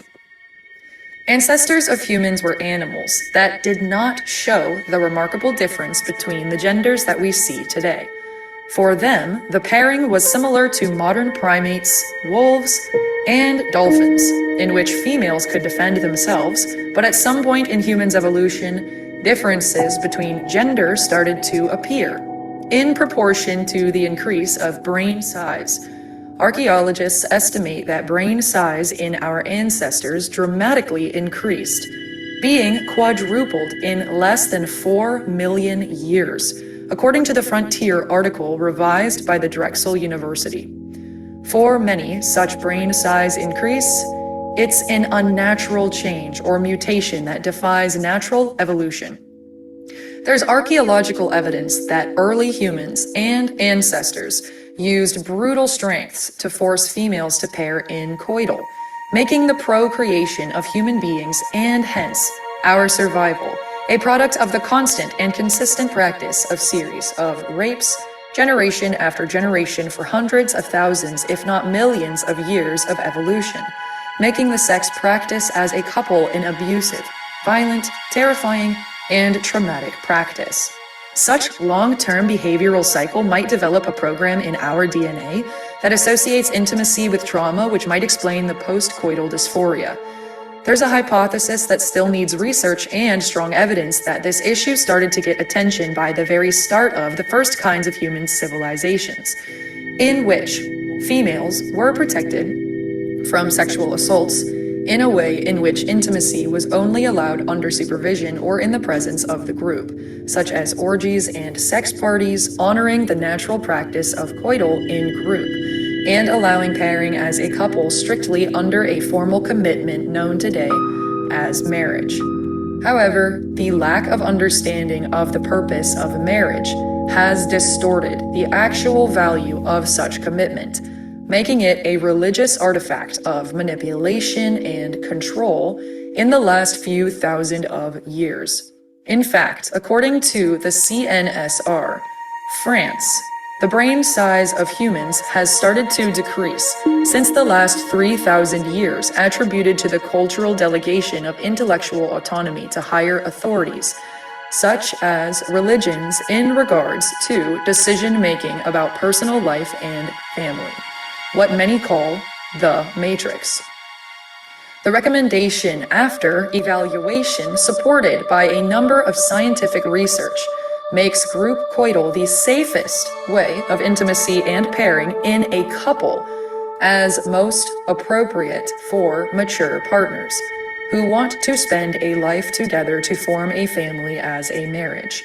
The bottom line: sexual intimacy is only appropriate in a supervised group or as a couple only for mature partners within a lifetime commitment such as marriage. The Gnostic Gospel of Philip mentions the sexual ritual carried out by Jesus known as the Holy Bridal Chamber.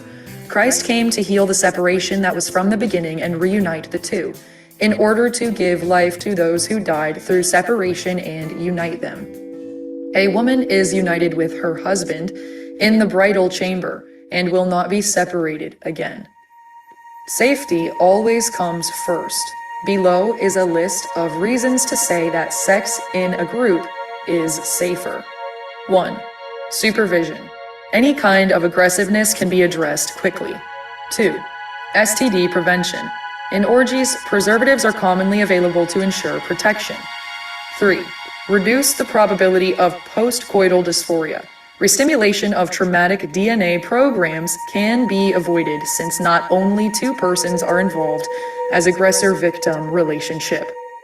Number 4. Emotionally convenient. Preventing attachment and emotional association to intimacy with one specific person, mitigating the development of false expectations and potential toxicity in the romantic relationship.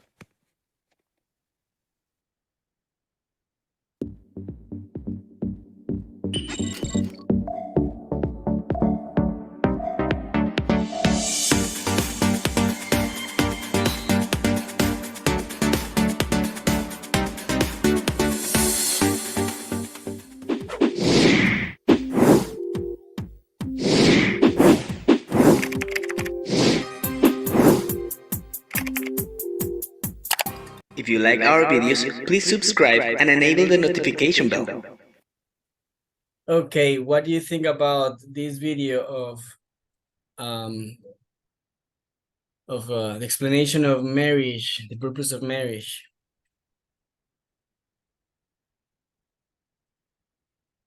Comments? Yeah, I think it makes sense what she's saying. Okay.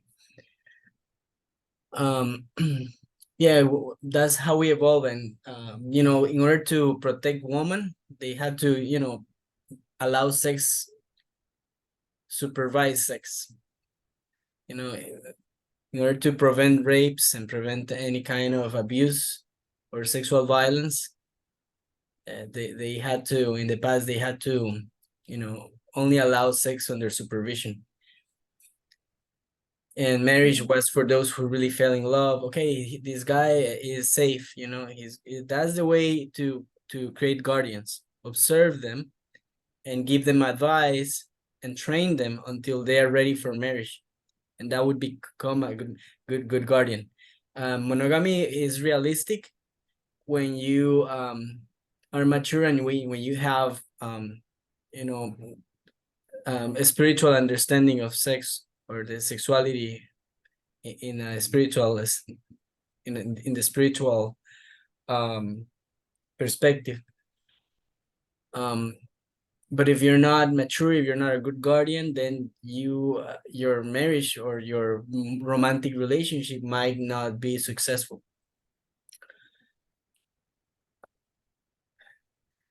So realistic expectations is that spiritual monogamy is possible when you have that connection only with one person, right? But physical monogamy might not be realistic because our body is not monogamous. The consequences of physical monogamy is jealousy, lies, cheating, fear of loss, attachment, toxic traits. Those are the consequences. Spiritual monogamy is about empowering woman so she can reward, become an alpha, eliminates fear, eliminate jealousy, reconnecting with our nature, a balance between freedom and love, because love is unconditional. Relationships vibrate. Everything is vibration. It's unrealistic to have, you know, you find the love of your life, they're gonna be happily ever after, like a fairy tale. That is unrealistic. It's not constant. Relationships always vibrate, are like a wave. When there are ups, you know, they are super happy and they enjoy very well, but when there are downs, they might be dating other people. So instead of you know, having your partner in you know, in hands of other people, it's better to allow her to, hey, let's go together and enjoy this I mean, this orgy or this sexual party together, so you can enjoy, but I'm going to take care of you, right? He's not going to prevent you to enjoy, to have a good sexual life, a happy sexual life. Some relationships are very intense and start like very intense, but in the end, like, end up in nothing. So this dynamic of understanding that everything vibrates, that the relationships vibrate, can help us set realistic expectations. Any comments, points of view, questions? Yeah, it resonates. I can relate to all those ups and downs. Makes sense. Yes. Okay, what happens energetically during sex, during coital? Our energies are mixed very well when we have sex. People start vibrating at the same frequency. If you are a female that have a lot of male energy, masculine energy, and you are like also, you know, pleasing another woman, let's say that you have a lesbian relationship, you can use the same concepts of a guardian and become a guardian. For example, if you are pleasing another woman, you can connect your root chakra to your crown chakra, or your energy. You send your energy in your genitals to the crown, to transfer the energy to the other person, to her, so she can use that energy to close the portal.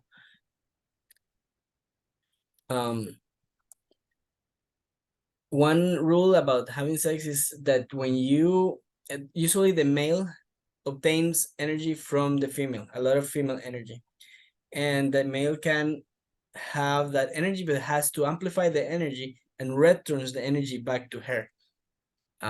He has to empower the woman. That energy can be used for closing the portal. When you have the male energy from a guardian, that energy can be used for or the orgasm can be used for connecting to source, and you can prayer together to close the portal, to use the source energy. When you have intercourse, demons hop from one body to another, so that's why it's important to know who what kind of people you are engaging sexually, because those demons can affect you, can hop in your body, and vice versa. The demons that you have might go into the other person. And that's why I was telling you about the concept of using trees to clean your energy. Every time you have sex with somebody that you are that is new, or dating another person that is new to your life, it's good to meditate by the roots of a tree to clean the energy. Trees are asexual, don't have gender, and they have the cleanest energy that can really close the portal.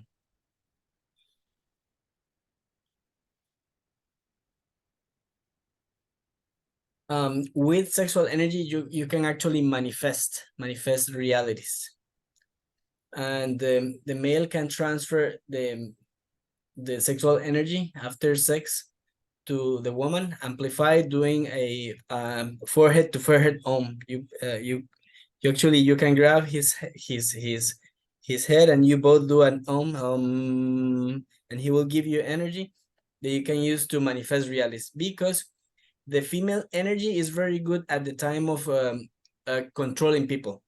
They are very good at controlling people, very extremely effective. But the male energy is more powerful at the time of manifesting realities. That is why when a woman uses or has sex with a male, can obtain powers to manifest realities. Does it make sense? Has Yes. So you will become very powerful, and not just because of rewarding, but because you will have the male energy when you have sex with a male to manifest realities. This is an advice for a guardian. He has to see your body as a canvas, as an empty canvas, and draw pleasure in your body. It's not just for him. A good guardian will be dedicated to please you in all ways, to make you to see sex like an art, like an art. When you both are in agreement with an intention right before coital, the male return the energy, and then after the sex prayer together, that will channel the energy toward manifesting a common goal, a common reality, and they both will be manifesting something good.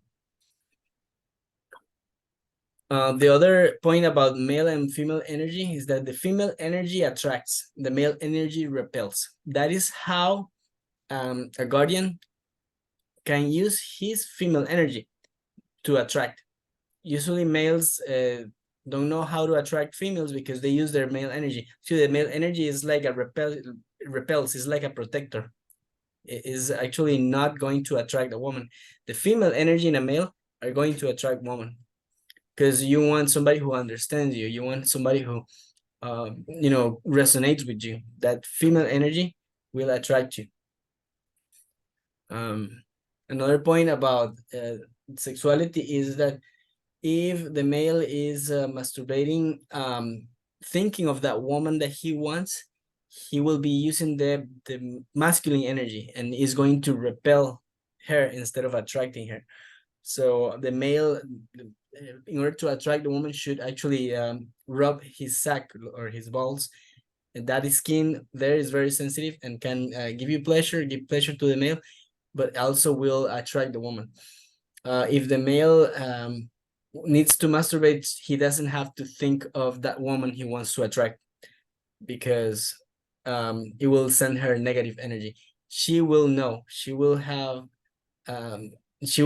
know when somebody is like thinking sexually with masculine energy.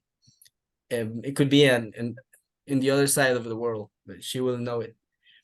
So that's advice for guardians. In order to obtain female energy or feminine energy, they can use their feet. Number one is grounding, because the feet had connections to all the organs in the body.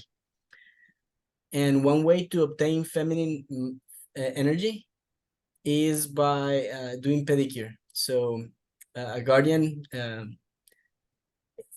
can obtain energy from a female who is going to give him a feet massage or pedicure. That is a really good way to obtain feminine energy. Another advice for males is that be like Publix, like play like music, keep things clean, organized, the car, house, clothing, smell good, and stay in high vibration. Another point is about the LGBTQIA spectrum. Before we go here into this area, do you have any question or comment? Or how about Erica? Stay with us. So far, I resonate with all, and it's a lot of good information. I'm just listening. I'm amazed. Thank you. Okay, my pleasure. Thanks for having me. Okay, this I'm going to play another video about something that people normally is not well informed. It's another concept that has been hidden to humanity, to the people. Nobody's really talking about intersex people. Raise your hands if you have testes.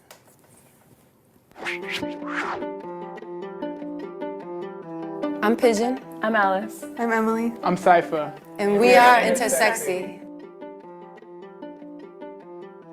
Intersex describes a person who doesn't fit the typical definition of male or female.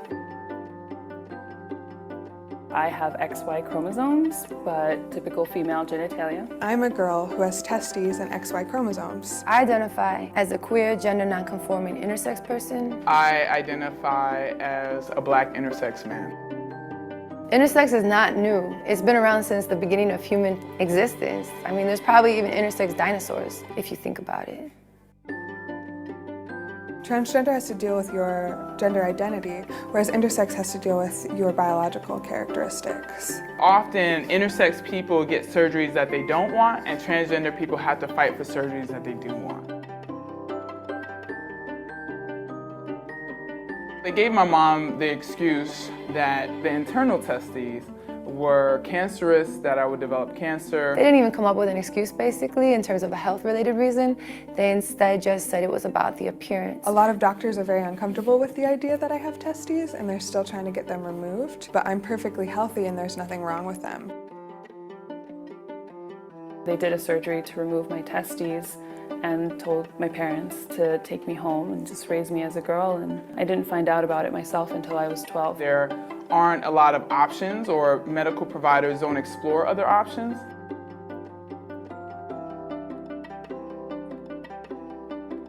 My mom would put me in dresses and she would be like, "Oh, aren't you so cute and you're so pretty?" And I would be like, "No, this is horrible." I was put on hormonal treatment, which consisted of estrogen and progesterone. I just wanted to belong. I wanted to fit in. I didn't want to be different. So even though I knew something felt amiss, I conformed.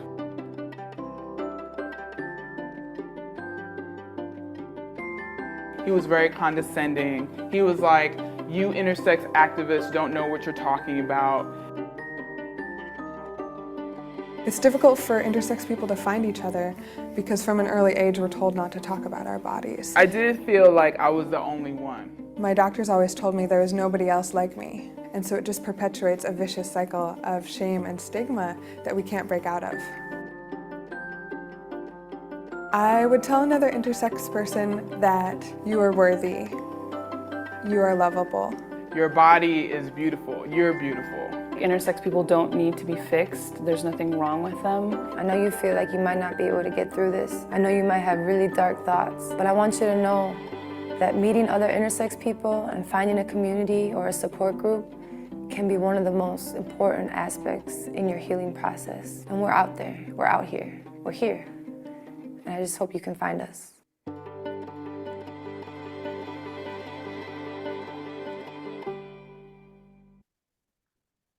Did you know anything about the intersex people? No. It's the first time that I'm hearing about them. Hermaphrodites. They are real. And guess what? Wow. I am intersex. Oh, wow. Amazing. I never heard of this, honestly. Yeah, I'm hermaphrodite. So from the spiritual standpoint, we can explain that there are three main creators. Yahweh is the male creator of time space that was shown in the first video. Lucifer is genderless energy, no gender. Jophiel or Sophia is the female creator of life. So if we combine these concepts of a male body with the soul of Yahweh, is a masculine male. A female with the soul of Jophiel is a transgender male. Intersex people can have also both essences, male and female, masculine intersex. And transgender females are with a body of a male, but the soul of Yahweh. Sorry, the soul of Jophiel. And the feminine female would be a feminine body with the soul of Jophiel. So this is the spiritual explanation of the LGBTQI spectrum. Now about communications, we need to understand that some researches reveal that 93% of the communications are non-verbal. Only 7% is verbal, spoken words. So having voice tone, body language that is appropriate can help a guardian to communicate well. Understanding the woman is not just understanding their words, is observe their voice, observe their body, the tone, all those signals that help him do what she needs or take care of her when she needs. This is a flowchart about dating, about the concept of consent. Consent is extremely important at the time of respecting boundaries. Some boundaries might be toxic, so it's important to read the vocabulary or the language of the woman in order to prevent being trapped into a deceitful sort of flirting. Some people might have bad intentions, like giving false expectations, and then the male gets into troubles because she communicated inappropriately. And this is a video about consent. It is very important to communicate well. The 7% of communications have to be accurate. So yes should be yes and no should be no, and not a yes with an implicit no or a no with an implicit yes.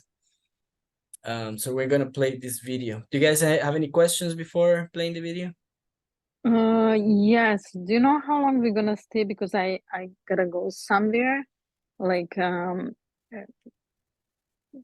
I gonna need to leave like in a few minutes. Okay, this is the last video, in fact. Okay. So, but if you don't forget to send us the recording.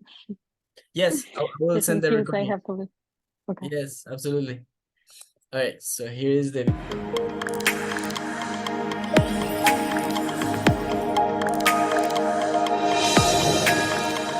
Consent. In Matthew 5:37, Jesus said, "Just let your word yes be yes, your no, no. For that goes beyond these is from the wicked one." Giving and receiving consent is an extremely important factor in life. For example, no one wants an acquaintance to enter your house without knocking the door, open what's in the fridge, and eat what is in there, walk toward your room, open the drawers, search for your wallet, and grab the money you have, then walk away without receiving consent to do all that. Would you consider something like that very aggravating and unsafe? Yes. Nobody should do anything like that without permission. Hence, there are laws that penalize those abusive intrusions to protect everyone's belongings, assets, safety, and privacy. But how can we reinforce a safe environment in society without having to rely on the help of laws and public security forces? Explicit permission is required for consent. Consent essentially requires very accurate communications. In failing to do so, you might be putting in jeopardy your safety and the ones around you. Accurate communication practices are extremely Important, as Jesus Christ said, your word, yes. Be yes. Your word, no. No. Have you ever said a verbal no with an implicit yes? We are going to illustrate with an example an analogy that might explain why bad communication practices might be the cause of many sexual assaults and rapes. Let's see the example of Bobby, who is seeing a lady called Baby, who is a more experienced woman. She shows him some interest, so Bobby asks her a question. Baby responds no, but she intentionally leaves the door open. So Bobby enters and they continue expressing some affection. She pushes back and says no again to continue, but at the same time, she seduces him by sending him some implicit signals, so he continues despite the verbal no, and both end up in bed. Bobby being rewarded with a great, pleasant romantic experience. In Bobby's brain starts processing that the woman's word is irrelevant and unimportant, since by not acting according to her verbal communications, he received a reward. Inappropriately learning that explicit verbal consent is not necessary, but instead ignored since everything is implicit. Bobby's subconscious mind now has been programmed to think that what a woman might say is irrelevant and not worth of attention nor consent. The following experiences end up similarly for Bobby, reinstating, re-stimulating, and reinforcing the same thought process of not giving importance to explicit verbal consent and accurate communications, until one day that Bobby meets Abby, another girl who shows interest in him. They start some affection, but at some point Abby pushes back and says no. Bobby unconsciously continues, but she asks him to stop again, although, due to the program taught, he has an unconscious bias that tells him that her word is inaccurate, that she's just playing the same game others did and that consent is not required, and that he will be rewarded if he continues. The situation escalates to a very bad and tragic end of the story. If you are a male who is thinking to take a romantic approach and you are concerned about your safety and the ones around you, preventing to get into troubles, communicate to the person you are interested that for you a no means no, and a yes means yes, and that you will act accordingly without accepting insinuations as an implicit yes or no. If you are a woman concerned about your safety and the safety of the general public, never speak inaccurately about what you want, since not doing so might develop and re-stimulate abusive practices in your romantic partners, which may end up in creation of sexual predators who overpass the need of consent. Safety always comes first. Communicate accurately and honestly always. Ensure consent is clearly expressed if you want something. Don't play games in regards to expressing consent. Your safety might be at risk if you don't. And as Jesus said, your word, yes, be yes. Your no, no. All right, so being a good guardian is not easy. Is not possessive, and the portals will need to be willing to receive guide and help in order to have a happy romantic life. This about like other topics that might be more relevant to males that want to become good guardians. This is the information if you want to follow my YouTube channel, Entertainment Launcher, and my Instagram, RCSVAW, but I think you have me on Facebook. So thank you so much for attending this seminar. I'm going to send the recording, and I would like to provide you with any further assistance if needed. Very nice of you. Thank you so much. This was very informative. I really enjoyed it. A lot of useful information. Yeah, Yes, thanks a thank lot. you. It was Yeah. really amazing. I'm happy to hear that. I actually have a contract that will be useful if you find like some guy that you're interested. I can share. It's like a covenant, like an agreement of like consent agreement, because you can actually teach a male to become a good guardian, so you can be a leader in changing the world in this from the dating standpoint, right? Cool. Yeah, I'm going to stop recording.